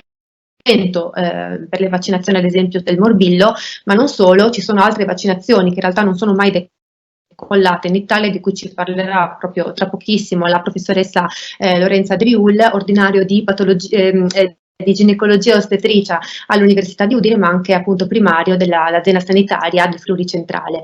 E proprio con lei parleremo della vaccinazione, di cui ha accennato poi prima la professoressa Frossi, contro il papillomavirus, che è una delle vaccinazioni che proprio in Italia non ha mai raggiunto insomma la quota significativa stabilita dal piano sanitario della prevenzione, ovvero del 95%. Non ha mai avuto questo grande successo. Inoltre con la professoressa Driul parleremo anche di un altro importantissimo tema, ovvero delle vaccinazioni proprio in gravidanza, del percorso appunto vaccinale delle gravide. Durante la pandemia anche le donne in attesa, sappiamo, sono state oggetto di controversi dibattiti. Sappiamo appunto che all'inizio il vaccino anti-Covid non era suggerito alle donne in gravidanza e poi a un certo punto il Ministero della Salute ha deciso di recepire le istanze comunque delle società nazionali di ostetricia e ginecologia italiane e internazionali, proprio perché c'erano dati che in qualche modo avvaloravano l'opportunità di vaccinare le donne gravide e di proteggere appunto la loro salute da pericolose conseguenze, ma anche la salute dei neonati, sui quali appunto il Covid può essere comunque pericoloso, ricordiamolo. Ecco, lascio la parola alla professoressa Driul. Buongiorno a tutti e a tutte, ringrazio per l'invito e per la presentazione. Sono veramente emozionata oggi come ginecologo ad essere presente a questa giornata, una giornata di fondamentale importanza per sottolineare il ruolo della vaccinazione in tutte le fasi della vita e in particolar modo anche in gravidanza.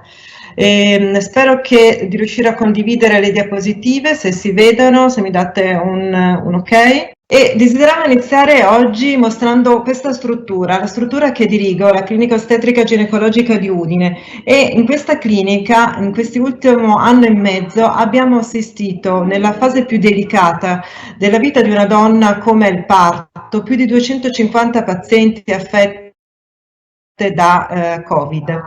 E in questa clinica seguiamo tutte le fasi dello sviluppo della gravidanza, dall'embrione, come in questa immagine, alla crescita in utero dell'embrione come feto. In tutta questa fase di sviluppo fondamentale la mamma deve prendere in questo momento delle decisioni molto importanti.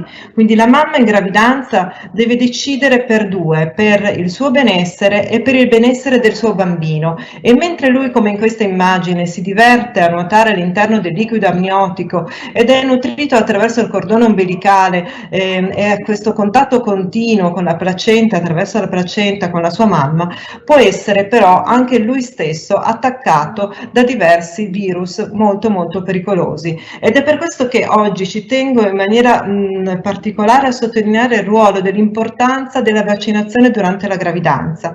Vaccinazione che è consigliata per la pertosse, per l'influenza e per il Covid-19. Ma immaginate quanto possa essere difficile questa scelta, come in questa immagine, e quanti possono essere i timori di una futura mamma, ma sappiamo che le evidenze scientifiche ci dicono che i virus inattivati si possono utilizzare in gravidanza e quindi nascere protetti, prenditi cura del tuo futuro. Sono state diverse le campagne vaccinali che hanno messo in luce l'importanza delle vaccinazioni prima, durante e dopo la gravidanza, e quindi mamma, non correre il rischio, agisci ora per proteggere il tuo bambino. Questo perché? Perché dalla 17ª fino alla 40ª settimana di gravidanza gli anticorpi materni passano al feto attraverso la placenta e proteggono il feto, ma non solo, diminuiscono la severità delle infezioni che possono poi svilupparsi dopo la gravidanza, dopo il parto, nei primi mesi dopo il parto. E quindi la vaccinazione non solo permette, effettuata durante la gravidanza, permette lo sviluppo dopo 2 settimane di anticorpi che, come vedete in questa immagine, passano al feto, e nel momento in cui il neonato viene alla luce, questi anticorpi proseguono nella loro attività di proteggerlo nei primi mesi della sua esistenza. Ma malgrado le evidenze siano veramente molto chiare sull'importanza di queste vaccinazioni, come vedete in questa immagine la CDC ci dice che sono poche le donne che si vaccinano durante la gravidanza, poche le donne che si vaccinano per la pertosse, poche le donne che si vaccinano per l'influenza, e per entrambe guardate le percentuali 55, 54, 35%. E come ci ho detto prima, la dottoressa Frossi di pertosse si muore, e molte delle morti avvengono proprio in quei neonati così prematuri e così piccoli e così precocemente, quando ancora non possono essere sottoposti alla vaccinazione prevista dopo la nascita. E il nostro compito quindi è proprio quello di proteggere questi neonati, e lo può fare solo la sua mamma, lo può fare la sua mamma vaccinandosi durante la gravidanza. Questo è uno studio, un'evidenza scientifica chiara che ci dice come vaccinandoci durante la gravidanza per la pertosse meno del 78% dei bambini viene ricoverato la pertosse, e meno del 91% viene ospedalizzato per questo. E quindi le evidenze delle maggiori linee guida di ostetricia e ginecologia suggeriscono alla paziente tra la 27ª e la 36ª settimana di sottoporsi alla vaccinazione per la pertosse. In realtà noi consigliamo la vaccinazione più o meno alla 29ª settimana. Questo perché? Perché di fronte a delle gravidanze con un aumentato rischio di parto pretermine andiamo a proteggere ancora di più proprio quei neonati che vengono alla luce con ancora più difficoltà perché sono prematuri, non possono sottoporsi loro stessi al vaccino, ma possono essere protetti dagli anticorpi che la sua mamma ha prodotto grazie alla vaccinazione in gravidanza. Quindi vi prego di estendere a tutte le future mamme in gravidanza questo concetto così importante per il loro futuro bambino. Altro aspetto importante è sicuramente l'influenza. Questa è un'immagine della campagna vaccinale della nostra regione, ma non solo vaccinati contro l'influenza, ma vaccinati in gravidanza contro l'influenza. Infatti le pazienti in gravidanza sono quelle che hanno un maggior rischio di andare incontro a delle complicanze per l'influenza e aumentano infatti i rischi di ricovero in ospedale, ma aumentano il rischio anche di parto pretermine e di bambini che nascono sotto peso. Inoltre le complicanze ci possono essere anche sui neonati dopo la nascita. Queste sono delle immagini del passato, ma forse a volte fermandoci a riflettere sull'immagine della pandemia del 1918 per quanto riguarda l'influenza, la spagnola che ha portato a un numero elevatissimo di morti, e i documenti ci dicono che molte di queste morti erano donne e molte di queste sono morte durante la gravidanza. La pandemia successiva del 2009, sempre dell'influenza, ha messo in luce come molte delle complicanze avvengono soprattutto quando le pazienti vanno incontro all'influenza nel secondo e nel terzo trimestre di gravidanza, motivo per cui vengono appunto ricoverate e vanno incontro purtroppo, come dicevo, spesso ad un parto pretermine.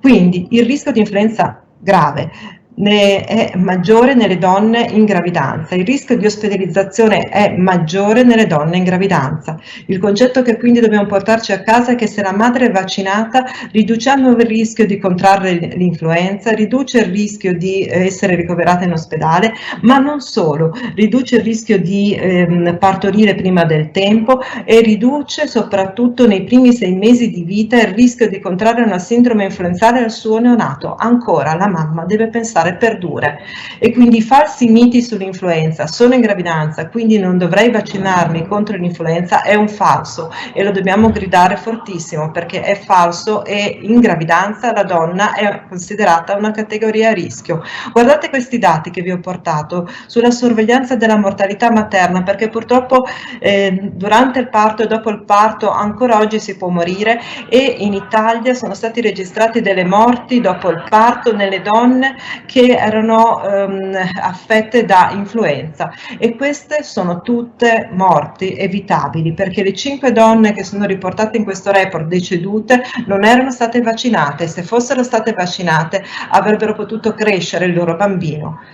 Vi dico questo perché tra i gruppi a rischio identificati per la vaccinazione le donne in gravidanza rappresentano, come ho messo in evidenza, un gruppo assolutamente prioritario, un gruppo che di estrema fragilità come gli altri gruppi riportati. Ma purtroppo in Italia la copertura vaccinale è stimata solo pari all'1%, e questo noi lo sappiamo. Questi sono dati del Friuli Venezia Giulia, 1,19%, quindi non ci discostiamo dai dati italiani. Eppure gli studi clinici, le evidenze cliniche e gli studi osservazionali riportano la assoluta sicurezza della vaccinazione in tutti i trimestri di gravidanza per l'influenza, e non c'è nessun problema neanche nell'associare al vaccino dell'influenza il vaccino della pertosse.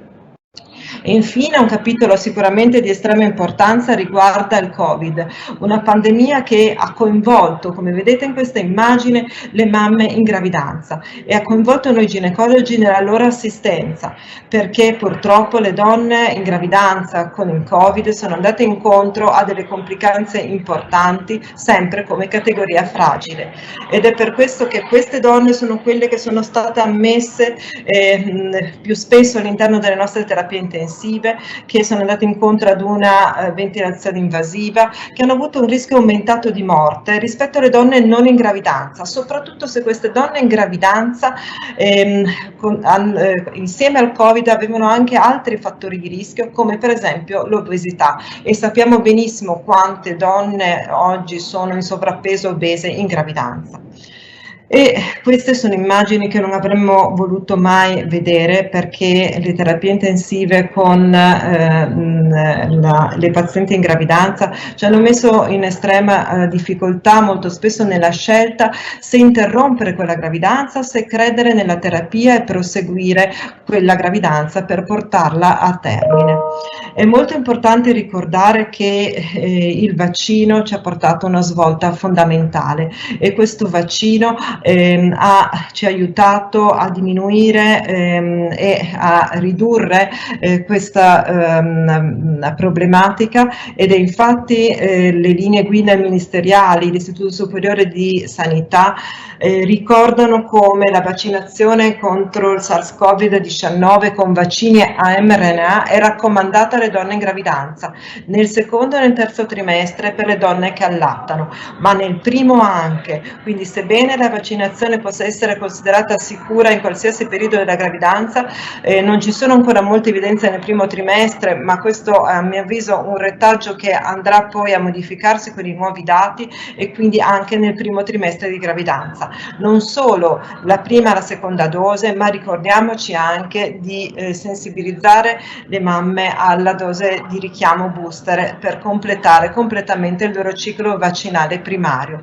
Questo perché questa dose permette di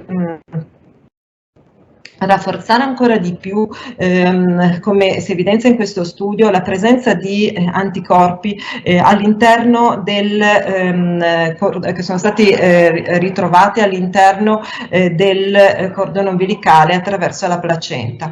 Non vi annoio sulle evidenze, perché veramente ce ne sono tantissime sulla sicurezza del vaccino mRNA Covid in gravidanza. È sicuro ed è efficace.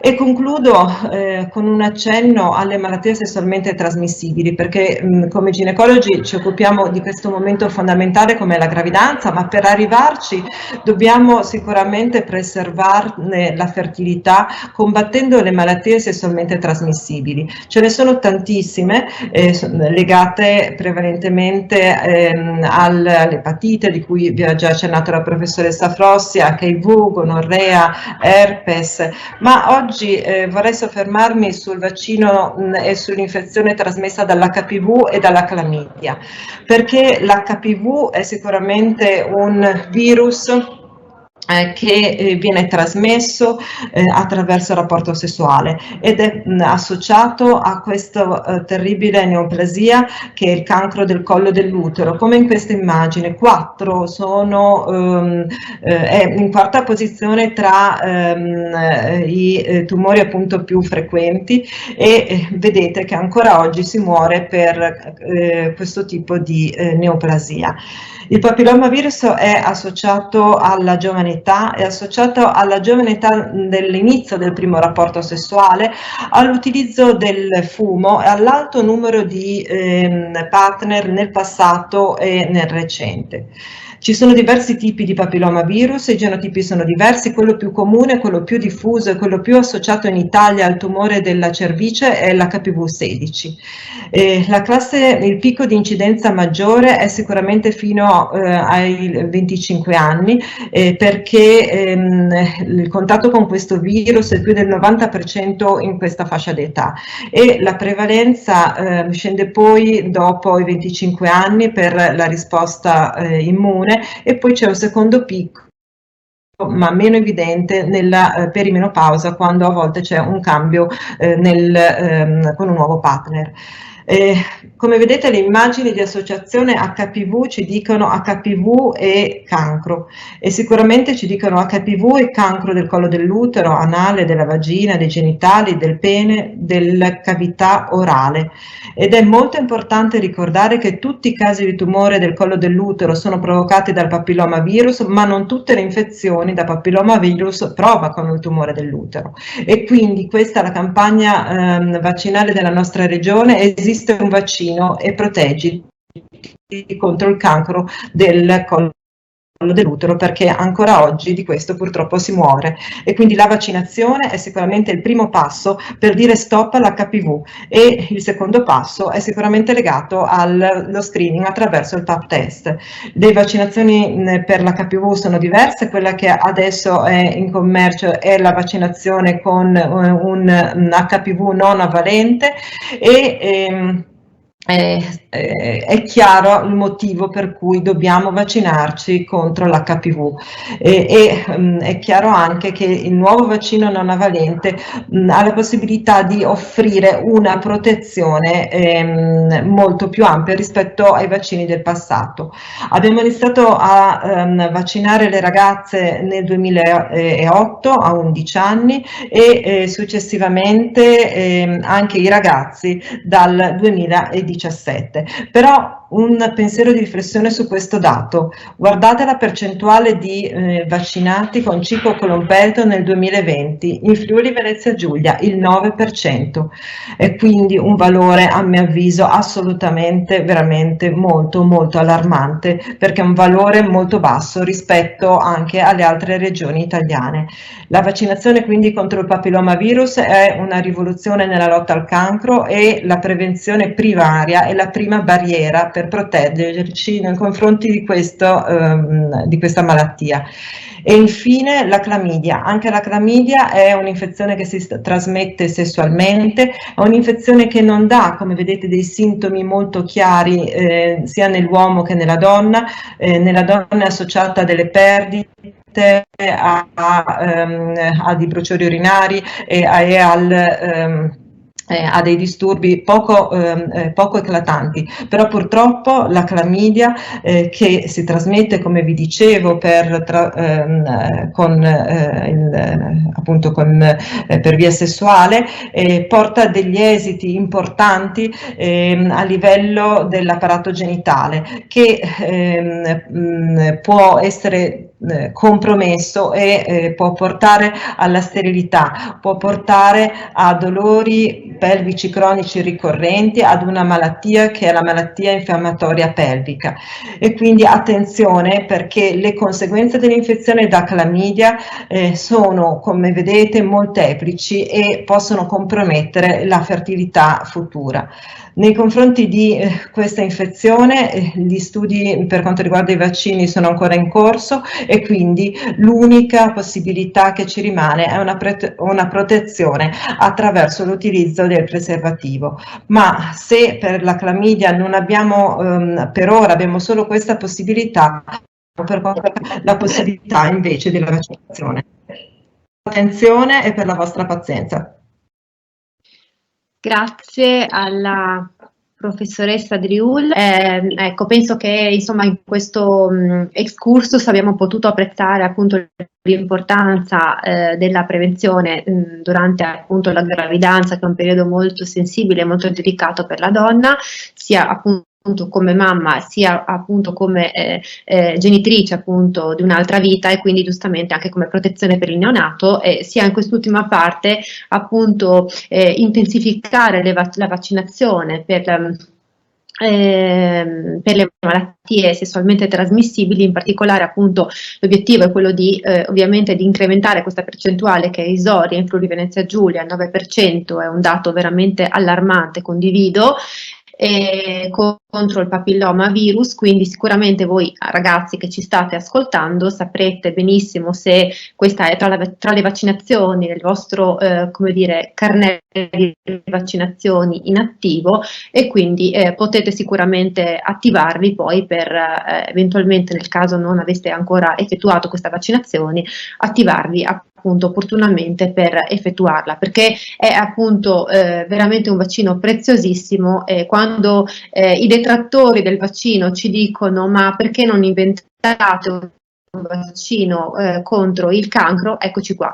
Ecco, questo è veramente uno strumento preziosissimo di cui non abbiamo ancora come dire di cui non abbiamo ancora apprezzato il valore appieno, ma ecco, dal 9% al 95% di copertura raccomandato dal piano di prevenzione della sanità italiana, eccoci qua, la differenza, il gap è enorme, quindi diamoci da fare e facciamo ovviamente la nostra parte per continuare questa filiera della prevenzione.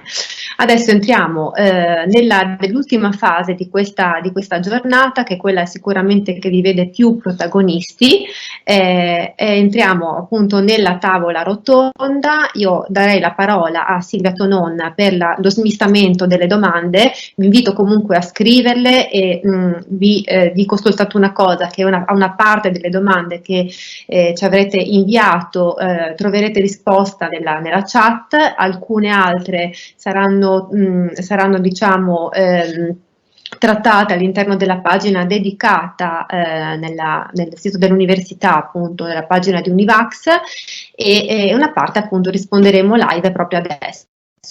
Quindi cedo la parola a Silvia Tonon. Grazie mille Maria, vorrei ringraziare tutti gli speaker e vorrei ricordare agli studenti connessi che il 2 maggio e il 5 maggio ci saranno gli Open Day dell'Università di Udine, Pordenone e Gorizia. Troverete il servizio navetta gratuito dalle stazioni delle rispettive città, basta che vi iscriviate a www.uniud.it/opendays. Bene, ora passerei subito alle domande e interrogherei, diciamo, prima la professoressa Driul, perché so che ha degli impegni nella prossima mezz'ora, insomma, quindi inizierei da lei. Allora, vi dico che adesso porrò delle domande che sono arrivate sia via mail dalle scuole che vedete pubblicate nella chat. Quindi, cominciamo con la prima. Perché se gli anticorpi della mamma passano al bambino, poi devo comunque vaccinare il bambino? Ok, bellissima domanda, perché gli anticorpi dopo 6 mesi non funzionano più e quindi perché gli anticorpi passano al bambino ma la proteggono soltanto per i primi 6 mesi, dopodiché il bambino avrà bisogno dei suoi di anticorpi e quindi sarà lui il protagonista, sarà lui che dovrà con la vaccinazione sviluppare i suoi di anticorpi. Ok, la seconda domanda invece è perché anche i maschi dovrebbero vaccinarsi per il papillomavirus? Bellissima domanda, perché prima di tutto la sessualità sicuramente è una sessualità maschile e femminile e la trasmissione è una trasmissione bidirezionale, e anche perché il cancro della cervice sicuramente è quello che ha l'incidenza maggiore, ma sappiamo che il papillomavirus può causare anche il cancro del pene, il cancro a livello orogenitale. Quindi i maschi fanno parte insieme alle donne della sessualità e quindi il loro ruolo è un ruolo alla pari, come medicina di genere, se il professor Puccillo me lo consente, nel ruolo della vaccinazione. Grazie mille. Allora invito i partecipanti a fare adesso le domande alla professoressa Driul, perché adesso farò l'ultima domanda prima di congedarla e lasciarla agli altri impegni. Quindi mi chiedono se è meglio vaccinarsi prima o dopo i rapporti. Allora, per quanto riguarda il papillomavirus, è meglio vaccinarsi prima di aver avuto il contatto con il papillomavirus e quindi prima dei rapporti. Ed è per questo che la finestra di vaccinazione che in Italia è stata pensata è ai 12 anni. Però questo non vuol dire che chi non è stato, che chi ha già avuto il primo rapporto non si debba vaccinare, perché oggi abbiamo un vaccino che ha 9 tipi diversi di papillomavirus contro il quale combattere e quindi ha una possibilità anche di avere delle cross reattività per altri papillomavirus. Però è importante rispondere alla chiamata attiva e secondo me io mi sono veramente molto depressa vedendo il 9% in Friuli Venezia Giulia di risposta alla vaccinazione HPV. È vero che era il 2020, è vero che era legato a un momento storico importante perché stavamo vivendo anche la pandemia, però malgrado la pandemia con il Covid non dobbiamo abbassare la possibilità della vaccinazione per il papillomavirus. Tutte le altre vaccinazioni devono andare avanti di pari passo insieme anche ovviamente con quella del Covid. Grazie mille. Ora non vedo nuove domande per la professoressa Driul, quindi la ringrazio. Grazie a voi, grazie per l'invito e un saluto a tutti. E ora passerei a una domanda per la professoressa Frossi, una domanda che fanno molte persone che magari non hanno conoscenze biologiche e non sanno, e la cosa spaventa è: ma il vaccino RNA può modificare il DNA di chi lo riceve? Domanda, diciamo, plausibile, no? Per chi non è avvezzo del sistema. La risposta è chiaramente no. Una cosa è il DNA, una cosa è l'RNA. L'RNA è quella molecola che serve a far fare le proteine e deriva dal nostro corredo genetico, dal DNA. Quindi un RNA viene utilizzato dalla cellula per produrre le proteine e non viene utilizzato, viene inserito, viene a modificare il corredo genetico di una cellula, quindi su questo si possono stare tranquilli. Effettivamente sono dei dettagli per gli addetti al sistema, quindi questo è vero, sono i dubbi che possono nascere anche spontaneamente, ma la tecnologia dei vaccini a DNA, RNA è stata ampliata, è stata utilizzata adesso per il vaccino SARS-CoV-2 ed è diventata di dominio pubblico, ma era da anni che si studiava la possibilità di fare dei vaccini a RNA in altri ambiti, non nell'ambito della prevenzione di malattie infettive, ma nell'ambito dell'oncologia, e quindi ci sono stati fatti degli studi che non erano pubblici finora perché erano ancora dati preliminari, ma questa tecnologia era già in mano agli scienziati, non è stata inventata per fare il vaccino per il Covid-19, non è stata fatta in maniera scriteriata o accelerando le tappe obbligate della ricerca. Era una tecnologia che era già in mano agli scienziati ed è stata sfruttata in questa occasione perché produrre un vaccino a RNA richiede tempi e costi inferiori rispetto a un vaccino che si otteneva con la tecnologia dei microrganismi, dei patogeni inattivati o attenuati. Quindi è stato più veloce, una volta identificato il virus SARS-CoV-2 sequenziato, è stato più facile costruire l'RNA che codificasse per la proteina spike piuttosto che pensare di fare varianti attenuate del patogeno. Quindi possiamo stare tranquilli che quello che utilizziamo, viene utilizzato nei vaccini, è sicuro e non ha nessun potere di trasformare le nostre cellule o di causare danni alle nostre cellule. Grazie mille Barbara. Ho una domanda ancora per la professoressa Frossi. Giacomo scrive: la ricercatrice Frossi ha prima mostrato una slide in cui si diceva che la vaccinazione dà la conferma dell'avvenuta immunizzazione, mentre l'infezione naturale no. Non capisco come mai, in particolare per il Covid. Questa è una domanda che può anche rispondere il professor Pucillo. Rispondo io, Riccardo, in caso il prof integra. Esatto. Allora, quando noi vacciniamo le persone, noi sappiamo esattamente chi viene vaccinato e quindi sappiamo presumibilmente che chi viene vaccinato verrà protetto. Se noi non vacciniamo le persone ma le lasciamo libere di andare in giro, queste ci possono ammalare, possono fare il test, il tampone dà esito positivo e si dice ok, questa persona ha avuto il Covid ed sarà protetta. Ma ci sono tante persone, su questo soprattutto nel Covid, che sono asintomatici o paucisintomatici, ovvero incontrano il virus ma non manifestano i sintomi, o incontrano il virus manifestano dei sintomi che sono sovrapponibili a quelli di un altro raffreddore. Quindi se queste persone, per questi motivi, perché non hanno un sintomo, perché trascurano un sintomo, non vanno a fare un tampone, non avremo mai la certificazione che queste persone hanno incontrato il microrganismo e hanno sviluppato la protezione.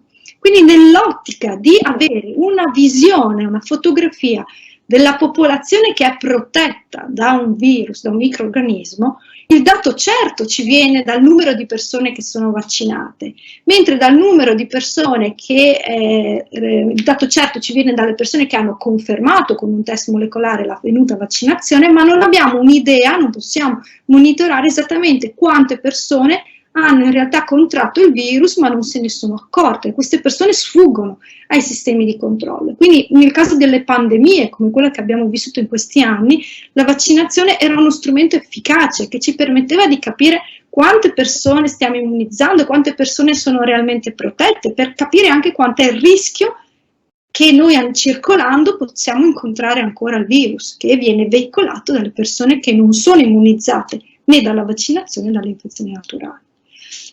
Spero di essere stata chiara, non so se Carlo vuoi aggiungere qualcosa in più, che è un concetto. No, sei stata chiarissima.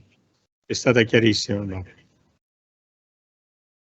Bene, allora adesso passerei all'ultima domanda per la professoressa Driul. Alice scrive: quando ha detto che il vaccino contro il papillomavirus è importante nella lotta contro il cancro, è perché quel tipo di tumore è portato da un virus o in futuro potranno esserci vaccini contro ai tumori in generale?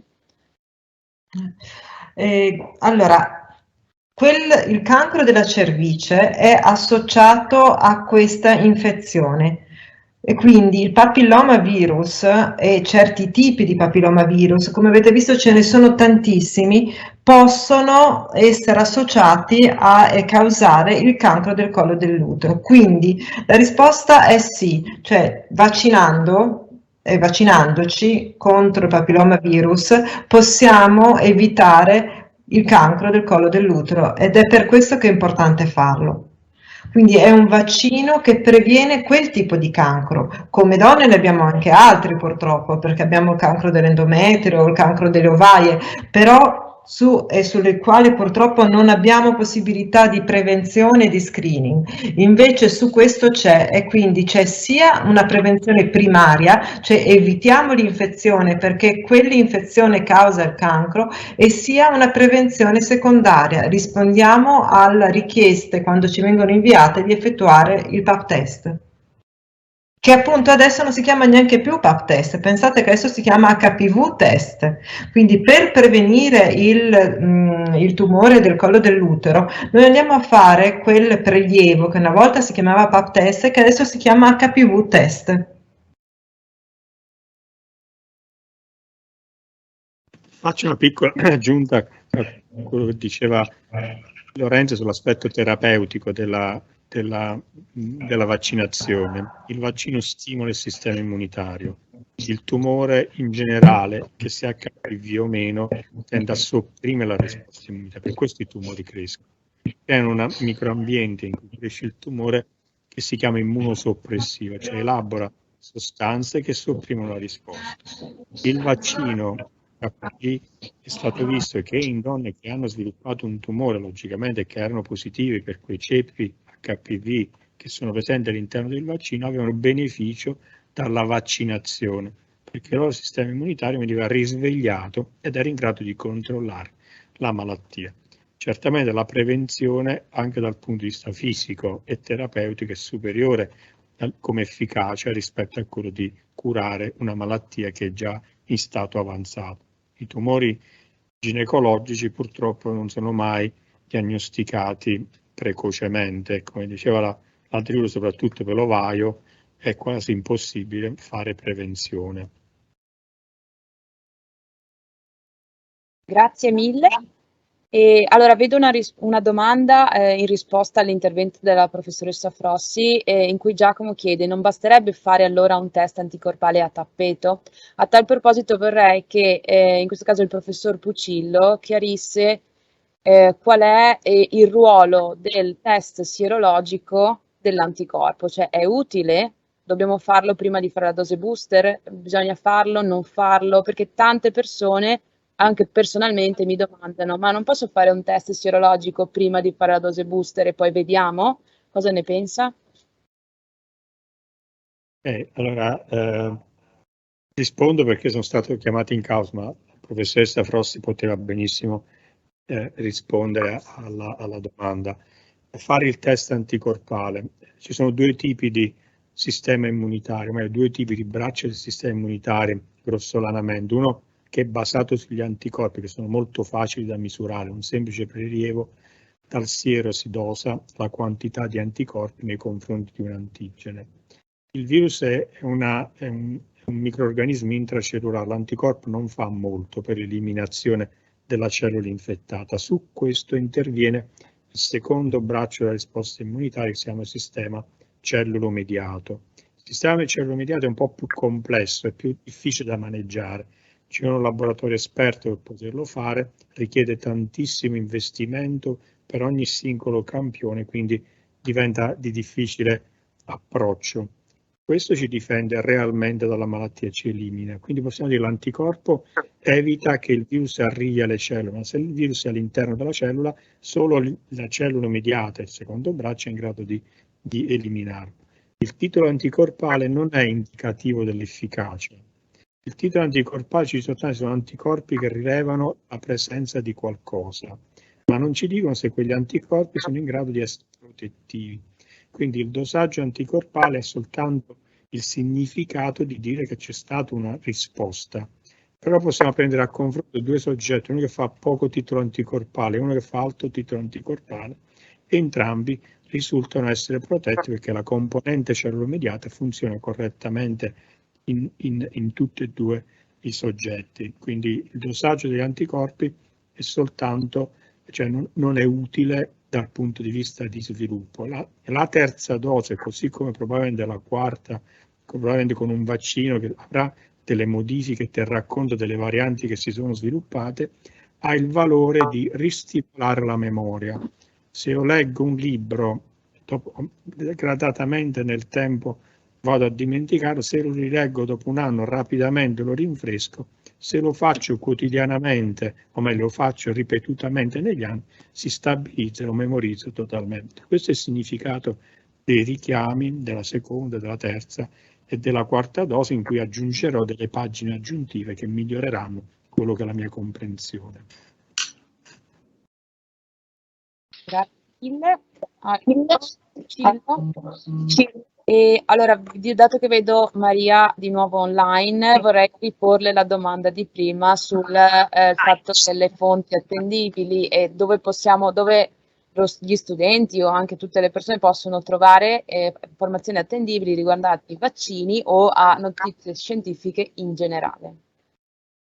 Allora, sì, esistono diverse piattaforme, dalle quali poter trarre informazioni attendibili e corrette. In particolare io ne segnalo alcune. OpenAIRE, che è una risorsa importantissima dove appunto si possono trovare un'enorme quantità di articoli scientifici disponibili al pubblico, ma anche un'altra piattaforma è Science Daily, che appunto raccoglie un archivio estremamente ampio e variegato di ricerche scientifiche e breaking news tratte appunto da riviste scientifiche. Poi abbiamo anche PubMed e Google Scholar, che sono appunto forse i più conosciuti. Comunque sono piattaforme all'interno delle quali possiamo trovare articoli pubblicati sulle riviste scientifiche con anche il relativo impact factor, che è importante da controllare appunto per capire se una rivista ha un certo peso nella comunità scientifica e quali sono gli autori, quindi controllare anche l'H-index degli autori che vi hanno partecipato. Questo appunto per stabilire,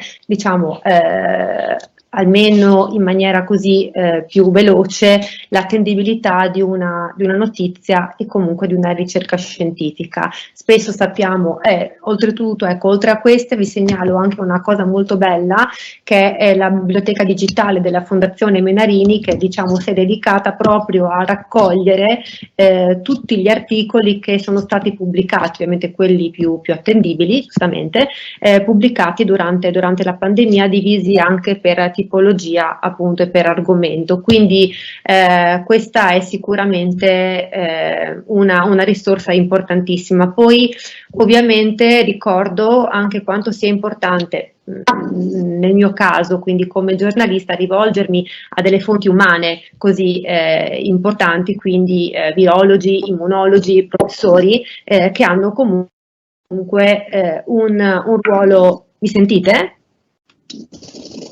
Mi sentite? Sì? Ecco, che hanno un ruolo decisivo, insomma, nel comunicare dati e con precisione e correttezza. Quindi da una parte ci sono piattaforme digitali che ci aiutano in qualche modo a fare fact checking, così come si chiama appunto in termini giornalistici, cioè controllo delle informazioni. E dall'altra parte, per chi produce come me informazione, il primo step, il primo gradino è quello di rivolgersi a professionisti cioè che hanno comunque in qualche modo, si sono occupati dell'argomento con la maggiore correttezza possibile e senza, chiaramente, forse spesso anche senza il clamore dei media, perché ricordiamo appunto che i famosi Virostar sono appunto stati interrogati su tutte le possibili veramente forme di informazione scientifica, cioè dal Covid alle previsioni del futuro. Ecco, io diciamo mi sono tenuta alla larga da queste fonti di informazione, proprio perché ritengo che un'informazione più trasparente ma anche più pacata e più meditata possa essere sicuramente quella giusta per condurre poi le persone, quindi la popolazione, a scelte ovviamente giuste nel campo della salute pubblica. Quindi ci sono due strade: da un lato appunto le informazioni che possiamo dedurre dalle piattaforme, e dall'altra siamo noi giornalisti che dobbiamo anche scegliere a nostra volta fonti attendibili per poi restituirle ai cittadini sotto forma di notizie. Grazie mille Maria, confermo che noi ricercatori facciamo tutte le nostre, diciamo, ricerche bibliografiche su PubMed, che è un buonissimo motore di ricerca. È in inglese, è un po' difficile, però se uno ci mette del suo, insomma, si può fare. È un buon motivo per studiare l'inglese, diciamo. Ecco. È un motivo per studiare l'inglese, insomma, e imparare. Ora vorrei tornare più nell'ambito più tecnico-scientifico e fare una domanda alla professoressa Frossi. Nello specifico vorrei che rispondesse alla domanda: ma perché le varianti sono venute fuori solo dopo un anno e perché ne continuano a venire fuori? C'è qualche motivo oppure c'è un motivo tecnico? Allora, ci sono diverse spiegazioni. Intanto i virus mutano. Il virus, per come è fatto, per la sua struttura, va incontro spontaneamente a delle mutazioni. Alcuni virus mutano più frequentemente, altri mutano meno frequentemente. C'è da dire che c'è stato una grande, in questi anni abbiamo vissuto i primi anni, il primo periodo del Covid, quando non si sapeva ancora che c'era un virus in circolo, la popolazione si spostava molto più degli anni passati, quindi questo virus si è diffuso molto più rapidamente quando ancora non ne sapevamo della sua esistenza. E poi non lo si andavano a cercare le varianti. All'inizio noi guardavamo solo al virus di Wuhan, e bisogna avere anche la tecnologia adatta per poter identificare le varianti del virus, che vuol dire avere dei sistemi che ti permettono di sequenziare il DNA virale, che benché sia piccolo comunque è un processo che non tutti i laboratori possono fare. Quindi ci vuole essere attrezzati, vuol dire saperlo fare e sapere seguire l'identificazione. Questo è il motivo per cui c'è stata questa diversa velocità, diciamo così, di comparsa delle varianti, perché non è sempre facile da seguire e ci sono dei laboratori che sequenziano di più rispetto che altri che sequenziano di meno. E comunque è importante tenere sotto controllo la diffusione e la variante, come il virus varia, anche per interpretare come varia la malattia, no? Per poter associare a forme più contagiose o meno contagiose con determinati varianti del virus, anche per in futuro preparare dei vaccini più adatti a contrastare le varianti che circolano con maggiore frequenza. Quindi identificare e sequenziare le varianti deve diventare una prassi consolidata ma regolata, anche in modo che ci sia uniformità nella rilevazione dei dati da laboratori a laboratori, da paesi a paesi, nazioni a nazioni. Grazie mille Barbara. Ora vorrei rivolgere una domanda più in generale agli scienziati qui presenti. Iris ci chiede: Covid e vaccini, in che direzione pensa di andare la comunità scientifica a lungo termine?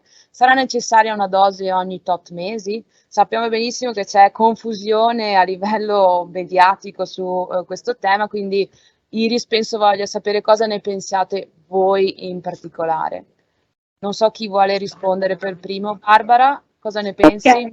Allora, quello che penso io è che Di nuovo è una situazione totalmente nuova a cui siamo preparati fino a un certo punto, quindi dobbiamo andare cauti e valutare l'evoluzione della situazione, l'evoluzione della pandemia, l'evoluzione dei contagi. I vaccini che abbiamo sono molto efficaci.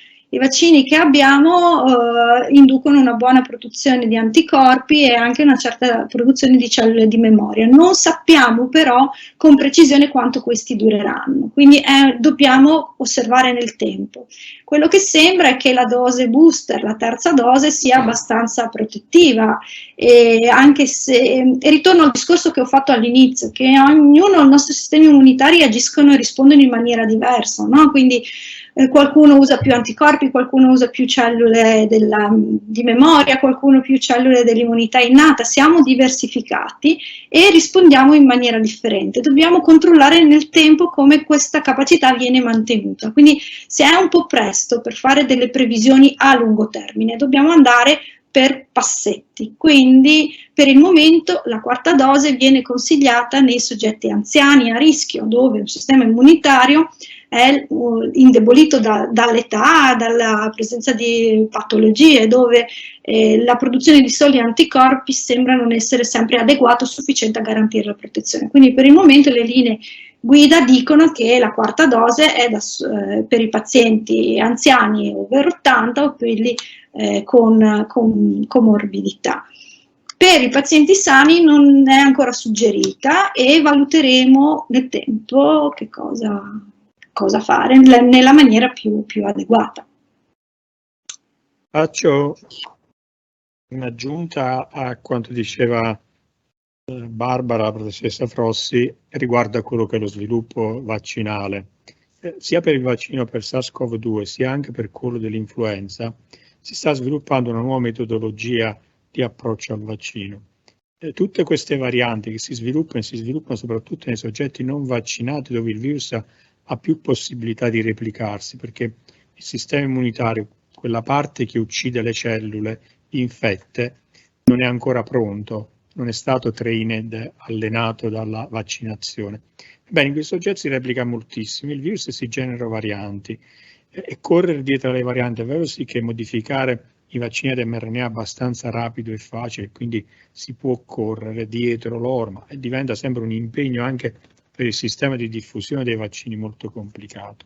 Si stanno sviluppando, dicevo, alcune tipologie nuove di vaccini, dove mettendo insieme i dati raccolti su tutte le varianti, i siti che vengono riconosciuti dal sistema immunitario, si è trovato quello che è un trade union della risposta tra vari tipi, verso vari tipi di virus e varianti. Ed è stato sviluppato per il virus dell'influenza già in trial, per quello verso SARS-CoV-2 c'è una prima pubblicazione, ma a livello iniziale, quindi non ancora su grandi numeri, dove sono stati identificati dei motivi che sono protettivi nei confronti di tutte le varianti. Quindi con un unico tipo di vaccino si copre l'intero spettro di quelle che sono le varianti presenti e probabilmente anche future, ma sicuramente, come dicevo della lettura del libro in precedenza, sarà necessario nel tempo, magari a distanze differenti di alcuni anni, come facciamo per il vaccino del tetano, dei richiami per tenere viva quella memoria, ma che coprirà molte varianti, anche varianti che potrebbero svilupparsi successivamente. Grazie mille. Una domanda che è arrivata direttamente dal Malignani è di carattere molto generale, però vorrei farvela, visto che è arrivata proprio dai ragazzi, è: come si infiammano i linfonodi? Non so se vuole rispondere Barbara o il professor Pucillo. Vai Barbara.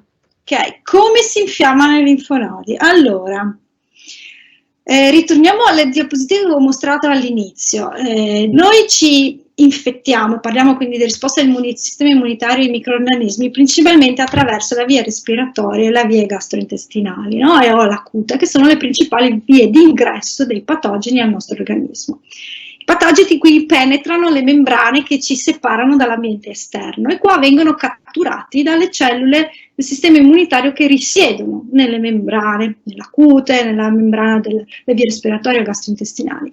Vengono catturati, vengono in parte degradati E poi un pezzettino di questi microrganismi, gli antigeni, vengono portati da delle cellule del sistema immunitario innato, le cellule dendritiche, che si spostano dai tessuti, migrano attraverso la circolazione linfatica e arrivano ai linfonodi. I linfonodi sono gli organi linfatici secondari, piccoli come un fagiolo, posti in diversi punti del nostro corpo, proprio lungo la circolazione linfatica, e drenano, raccolgono i linfonodi tutti gli antigeni che provengono dalla periferia. Quindi i microrganismi che entrano nel nostro corpo, vengono catturati dalle cellule dell'immunità innata in periferia, vengono poi portati a pezzettini nei linfonodi che sono a livello del collo, a livello delle ascelle, a livello lombare, cervicali, sono a grappoli, piccoli gruppi di questi linfonodi in diversi punti. I linfonodi sono la sede costituiti principalmente da linfociti B e linfociti T, che quando vedono questi antigeni, quindi questi pezzettini dei patogeni, e si attivano, iniziano a proliferare, si duplicano in maniera esponenziale, se ne generano tantissimi, si dice che c'è un'espansione clonale di linfociti B e linfociti T, e quindi il linfonodo proprio aumenta di dimensione perché aumenta la proliferazione delle cellule che lo costituiscono, che sono linfociti T che si attivano e iniziano a produrre molecole che richiamano altre cellule del sistema immunitario, e sono linfociti B che iniziano a produrre anticorpi. E questo è il motivo, e questo succede di solito nel linfonodo che è più vicino alla sede di ingresso del patogeno. Quindi se noi per esempio abbiamo un microrganismo che ha penetrato attraverso le vie respiratorie, attraverso la gola, noi avremo i linfonodi del collo che sono infiammati, perché sono i primi linfonodi in cui i microrganismi degradati, processati dalle cellule dell'immunità innata, hanno portato gli antigeni ai linfonodi regionali più vicini, dove c'è l'attivazione delle cellule B, delle cellule T. Quindi il linfonodo si ingrossa perché c'è aumentata attività delle cellule che sono contenute nel linfonodo. Da lì poi vengono coordinate le risposte immunitarie che ritornano nella sede di ingresso del patogeno per completare il processo di inattivazione e eliminazione, quindi risoluzione della malattia. Sto proprio detto veramente in maniera stringato 4 ore di lezione agli studenti di immunologia in 5 secondi, e spero che sia stato chiaro. Gli interessati possono iscriversi al corso dove c'è il corso di immunologia, visto che sono addirittura d'arrivo e devono iscriversi all'università. Allora, una domanda per il professor Pucillo. Erika scrive: a proposito di fonti attendibili, ho letto su The Lancet che uno studio ha evidenziato che l'immunità naturale è efficace per 15 mesi. Perché allora dei richiami dopo così pochi mesi dalla guarigione? È una domanda complessa perché presuppone una grande conoscenza di immunologia. L'immunità naturale innata e l'immunità adattativa, quello che è stimolato dai vaccini, non sono separate tra di loro, collaborano. Come dicevo, il vaccino stimola l'infiammazione, che è immunità naturale innata, che va poi ad attivare il sistema adattativo. Le risposte, le cellule, così come gli anticorpi, l'anticorpo di per sé non uccide nessuno. L'anticorpo non è in grado di far esplodere il virus o esplodere il batterio. L'anticorpo lega il virus, l'anticorpo fa sì che il virus, tramite una porzione dell'anticorpo, venga legato dai macrofagi che se lo mangiano. Dopodiché l'anticorpo può legare un batterio, l'anticorpo legando il batterio attiva una serie di altre proteine che sono all'interno del siero, che si chiamano complementano, che lisano il batterio. Quindi l'immunità naturale contribuisce anche a quelle che sono le fasi di eliminazione del patogeno. Ma come vi ho detto in breve, usando soltanto l'esempio dell'anticorpo, ci deve essere un mediatore tra le attività, un convogliare. L'immunità adattativa fa quello, quindi il vaccino stimola quello che è l'immunità adattativa, l'immunità innata risponde sempre allo stesso modo, ma la memoria dell'immunità adattativa, quella che viene stimolata dai vaccini. Quindi tra 15 mesi l'immunità adattativa cala anche quello che è l'efficacia dell'immunità naturale innata nei confronti di. La persona non vaccinata certamente sviluppa una sua immunità adattativa. Unità adattativa che durerà un certo periodo di tempo, ma sarà un'immunità adattativa, tra virgolette, che è un po' falsificata, perché il virus SARS-CoV-2 è anche immunosoppressivo, quindi è come fare una stimolazione, una persona non sa rispondere correttamente.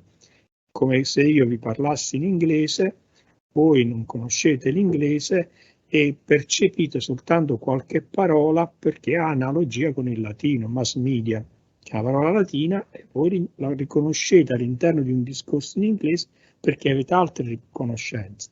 Quindi l'immunità innata a seguito di una stimolazione da infezione dura 15 mesi, ma non con la stessa efficacia dell'immunità indotta dalla vaccinazione, perché il vaccino non ha provocato malattia e quindi non ha quegli effetti collaterali che l'infezione provoca e verso cui il sistema immunitario cerca di tamponare.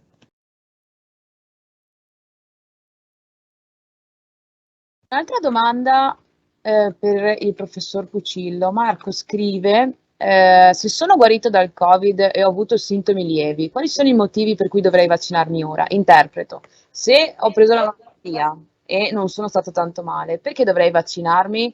Se mi riammalo, male poco di nuovo. Cosa ne pensi? Assolutamente, per due semplici motivi. Uno, perché la vaccinazione ti dà una garanzia di durata di quello che è il tuo stato di salute migliore. Secondo, il soggetto che è stato, tra virgolette, infettato e ha sviluppato malattia ha una serie di lesioni che, benché minimali, permangono e che possono essere accresciute da reiterazione dell'infezione. Il soggetto vaccinato invece non subisce quelle lesioni minimali che possono essere aggravate e amplificate successivamente da reinfezioni, in quanto ha una protezione di fondo che gli garantisce di non raggiungere mai un determinato livello di malattia. Secondo, le varie varianti che noi stiamo sperimentando, stiamo visionando, sono varianti che sono differenti l'una dall'altra. Una è più infettiva, l'altra dà più problemi respiratori alti, bassi e via discorrendo. Le risposte immunitarie sono rivolte nei confronti delle differenze che ci sono tra le varie varianti. Quindi non è detto che la reinfezione con una variante differente non sviluppi una malattia più grave in un soggetto che non era vaccinato, appunto perché quella piccola differenza tra la variante iniziale con cui era stato infettato e la successiva che lo reinfetta non abbia delle caratteristiche che siano aggravanti rispetto alla malattia. Domanda che può rispondere sia il professor Pucillo che la professoressa Prossi è: perché nonostante il vaccino ci si ammala? Chiedono dal Manzini. Ci rispondo io se vuoi. Ci si ammala, ma non ci si ammala della forma grave della malattia. Il vaccino è fatto, come dicevo, ho detto più volte oggi, il nostro sistema immunitario reagisce in maniera differente. Quindi per qualcuno, come qualcuno si ammala di più, qualcuno si ammala di meno, in alcuni casi un vaccino è più efficace, in altri è meno efficace. Quindi il vaccino per il Covid-19 non protegge tantissimo dal contagio, ma sicuramente protegge dalla malattia grave. E qui i dati statistici sono chiaramente evidenti, non c'è da discutere sul fatto che le nostre terapie intensive non sono più occupate come 2 anni fa. Il vaccino quindi funziona assolutamente nel prevenire la malattia grave. Grazie mille Barbara. Sempre dal Manzini che fanno questa domanda: se ho il papilloma come posso curarlo? Ovviamente questa era una domanda più per la professoressa Driul, che però è dovuta scappare, quindi farei questa domanda al professor Pucillo. Innanzitutto poi il papilloma è una famiglia, l'HPV, non è un unico virus. Il papilloma virus è responsabile anche delle verruche dei piedi. Certamente è un virus che è differente rispetto all'HPV-16, che è responsabile del carcinoma della cervice uterina o dei carcinomi che abbiamo definito del testa e collo che colpiscono l'orofaringe. Quindi questi, o anche di alcune forme di carcinoma della prostata, di prostatiti iniziali che poi possono degenerare. Come si può curare? Dipende moltissimo da quello che è l'estensione della patologia. Se il papilloma è visibile può essere anche la curettazione, cioè la rimozione e la successiva vaccinazione. Oppure ci sono alcuni farmaci come il Mokimod che sono in grado di attivare una risposta immunitaria locale che è in grado di eliminare localmente quello che è il virus stesso. Nel passato si utilizzavano anche una serie di altri farmaci che tra i vari vengono chiamati biologici come gli interferoni, che sono farmaci che impediscono la replicazione dei virus, a cui l'HPV risultava essere abbastanza sensibile, quindi la citochina, la molecola biologica, era in grado di controllare l'espansione. La forma migliore di cura, comunque ricordiamoci sempre, è la prevenzione. Certamente, come dicevo, le verruche che sono localizzate, basta la rimozione chirurgica o la crioterapia, cioè con il freddo, l'azoto liquido, si brucia la parte e si elimina totalmente. Il virus invece, gli HPV 16, 18, quelli che si trasmettono per via sessuale, sono dei virus che si diffondono in una superficie maggiore rispetto a quella della verruca del piede, hanno un potenziale oncogenico, cioè di portare la malattia ad evolversi verso il cancro, che è molto elevato, e quindi in quel caso la prevenzione è l'arma migliore. Nel caso e nell'eventualità che siano presenti, appunto, sono le stesse terapie precedenti, cioè l'Imokimod, la rimozione chirurgica o la crioterapia, se l'estensione è limitata. Se posso, vorrei aggiungere una cosa a quanto ho detto tutto correttamente dal professor Puccillo, è che un conto è curare una malattia e un conto è prevenire una malattia. Quando noi curiamo una malattia, e qua si parla di cancro, parliamo di cure pesanti, di trattamenti farmacologici invasivi, al di là della chirurgia, anche la chemioterapia, la radioterapia, sono delle terapie farmacologiche con grossi effetti collaterali. La possibilità di prevenire questa malattia con un semplice vaccino che consiste, in 3 iniezioni a distanza di qualche mese, dovrebbe far riflettere, no? Perché un conto è farsi 3 vaccini, un conto è correre il rischio di sviluppare un tumore che può prevedere l'intervento chirurgico, una terapia farmacologica importante, che può impattare molto sulla salute anche psicologica di una persona. Quindi questa è una cosa che va a pensare, bisogna far riflettere. I vaccini sono delle misure di prevenzione, mentre le terapie farmacologiche sono cure in cui noi introduciamo una cosa nel nostro corpo che ci protegge, ci serve a curare una malattia, ma che non è priva di effetti collaterali. È una considerazione che dobbiamo tenere. Non è perché adesso non siamo malati che non ci ammaleremo mai, noi dobbiamo pensare per il nostro futuro, no? Prevenire quello che è possibile, visto che abbiamo a disposizione i mezzi per farlo. Grazie mille Barbara, chiarissima. Vorrei chiedere adesso, Erika chiede in realtà, perché si vaccinano gli immunodepressi? Barbara o il prof? Ditemi voi chi vuole rispondere. Innanzitutto bisogna comprendere l'immunodepressione è uno spettro molto ampio. Solitamente sono le immunodepressioni che sono acquisite iatrogenamente, cioè alcuni soggetti sono sottoposti a terapia, come le terapie che si vengono effettuate nei soggetti che hanno patologie autoimmuni.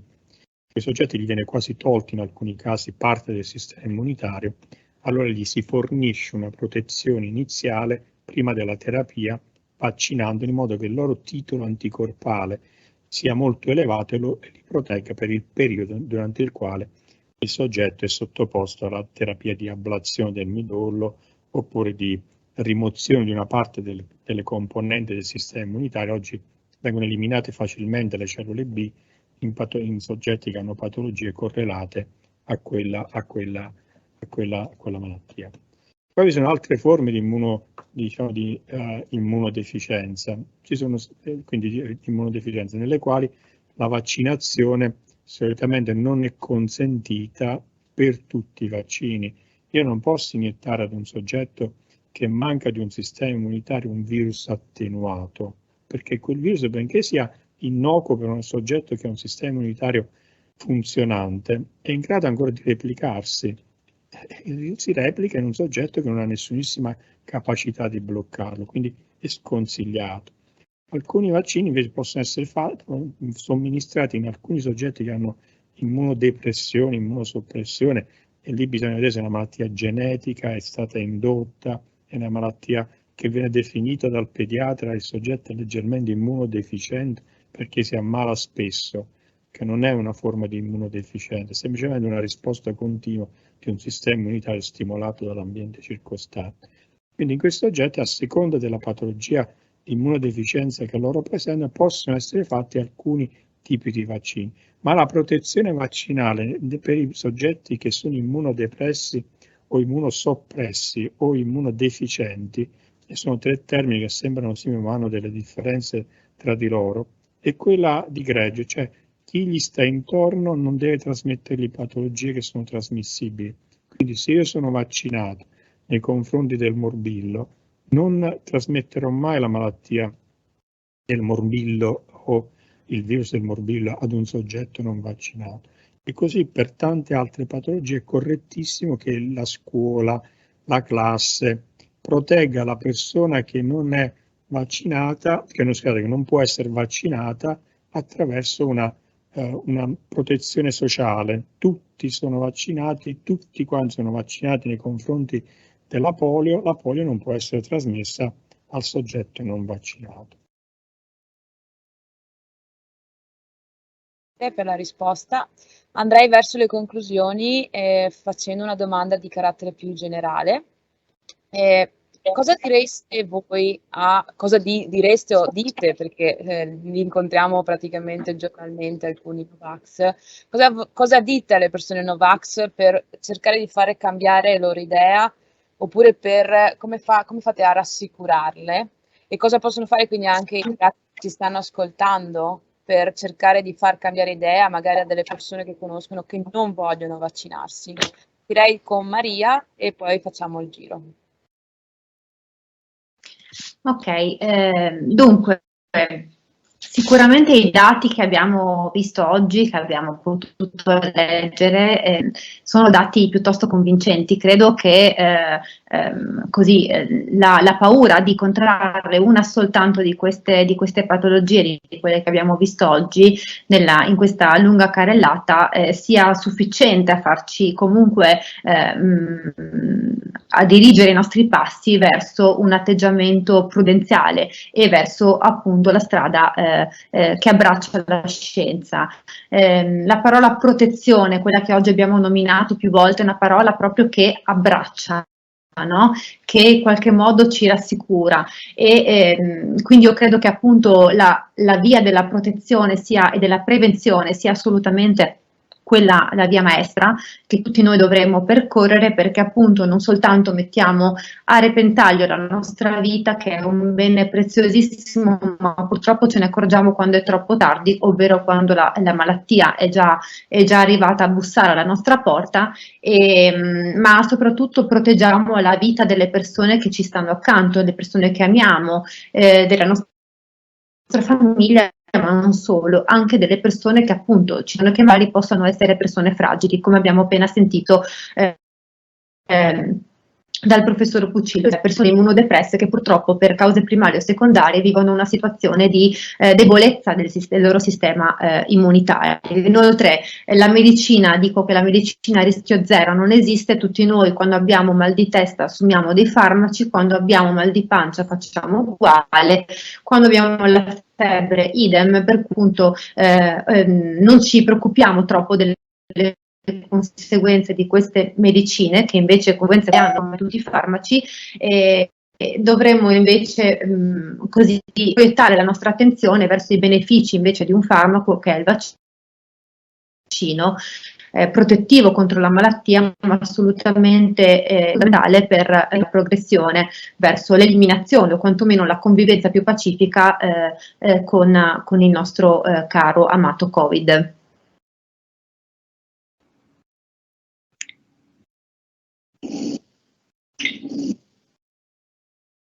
Vai pure Barbara. Ok.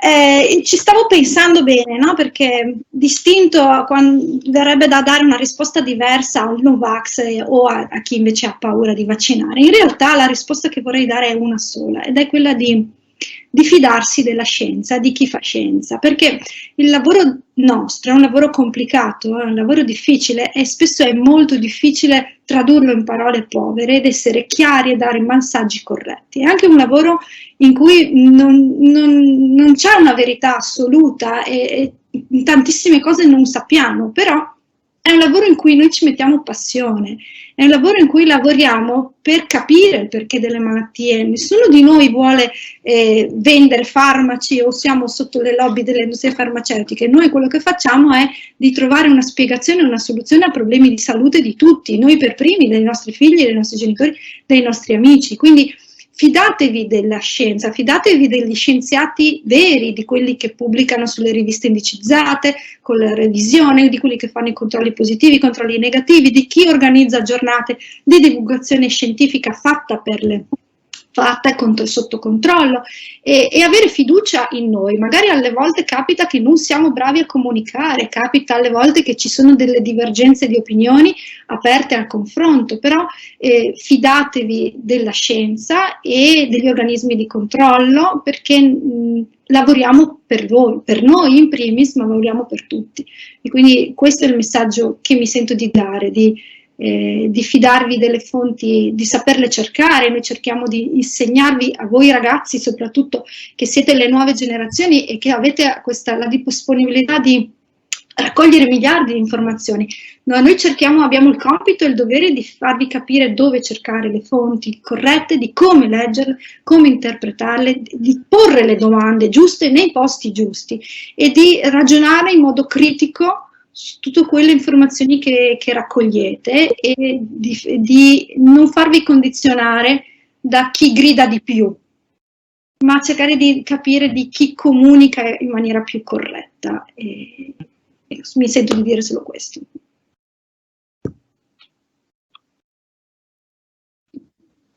Ok, allora prima di rispondere alla domanda interessante che è posta, cioè come si fa a convincere chi non vuole essere convinto? Impossibile. L'unica risposta che si può dare è lasciar perdere. Non c'è peggior sordo di chi non vuol sentire. Si può rispondere in migliaia di modi alla volontà, cioè non c'è mancanza di dialogo. Il dialogo è fatto di confronto e di portare opinioni, non di rispondere ad una domanda con un'ulteriore domanda. Quindi non c'è assolutamente possibilità di discussione con un Novax. Non c'è nessunissimo fondamento scientifico in quello che viene da loro detto. Non c'è nessunissima volontà di percepire o di comprendere quello che, non dico la verità scientifica, ma quello che viene dimostrato dai fatti. E il fatto non è il prendere un appunto o analizzare un dato singolo. Spessissimo viene detto, e probabilmente ci siamo dimenticati, che alcuni dei vaccini non evitano la trasmissione. È vero, però il problema fondamentale è che la persona non vaccinata non solo viene infettato e si ammala, ma in esso c'è anche una responsabilità maggiore nella diffusione, perché solo in lui il sistema immunitario, che non esiste nei confronti del virus, permette la generazione di varianti. In un soggetto vaccinato la presenza del virus può limitarsi soltanto alle vie aeree superiori, anche senza dare nessunissima malattia o essere paucisintomatico. Ma in quel soggetto il virus non ha possibilità di replicarsi. Per quale motivo? Perché viene eliminato totalmente la cellula in cui lui potrebbe replicarsi. Il virus non si replica e muta all'esterno delle cellule, deve entrare nelle cellule, in quel momento viene eliminato. Quindi il problema fondamentale è la responsabilità che un Novax si assume della diffusione della malattia, delle varianti e del portare danno a soggetti che sono, chiamiamoli deboli, ma non è una debolezza, hanno un sistema immunitario che non può permettersi di avere sofferenze. Certamente poi sono le comorbidità, le persone anziane che hanno il diritto di vivere i loro anni della loro vita a chiunque in maniera sana e non soggette a patologie che potrebbero aggravargli altre forme di malattie che hanno.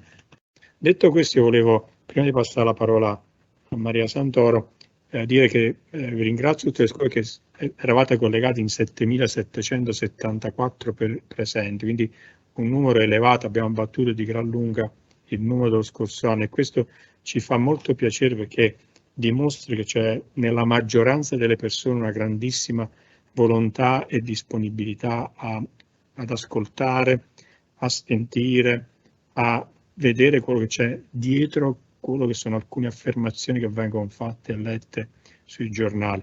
Il frutto delle nostre diciamo, digressioni, sia mie che della professoressa Frost e della Driul, sono parte generate dai nostri laboratori, ma sono il frutto di centinaia di anni di osservazioni, studi, sperimentazioni, che partono da Tucidide, che era responsabile della prima descrizione di uno stato immunitario nella Atene della peste, poi non era peste ma era una febbre tifoide, quindi era tifo. Comunque in ogni caso della peste di Atene, da allora ad oggi quello che è stato raccolto in queste 2 ore che siamo stati insieme sono le osservazioni, le dimostrazioni, addirittura la storia ha dimostrato una determinata evoluzione.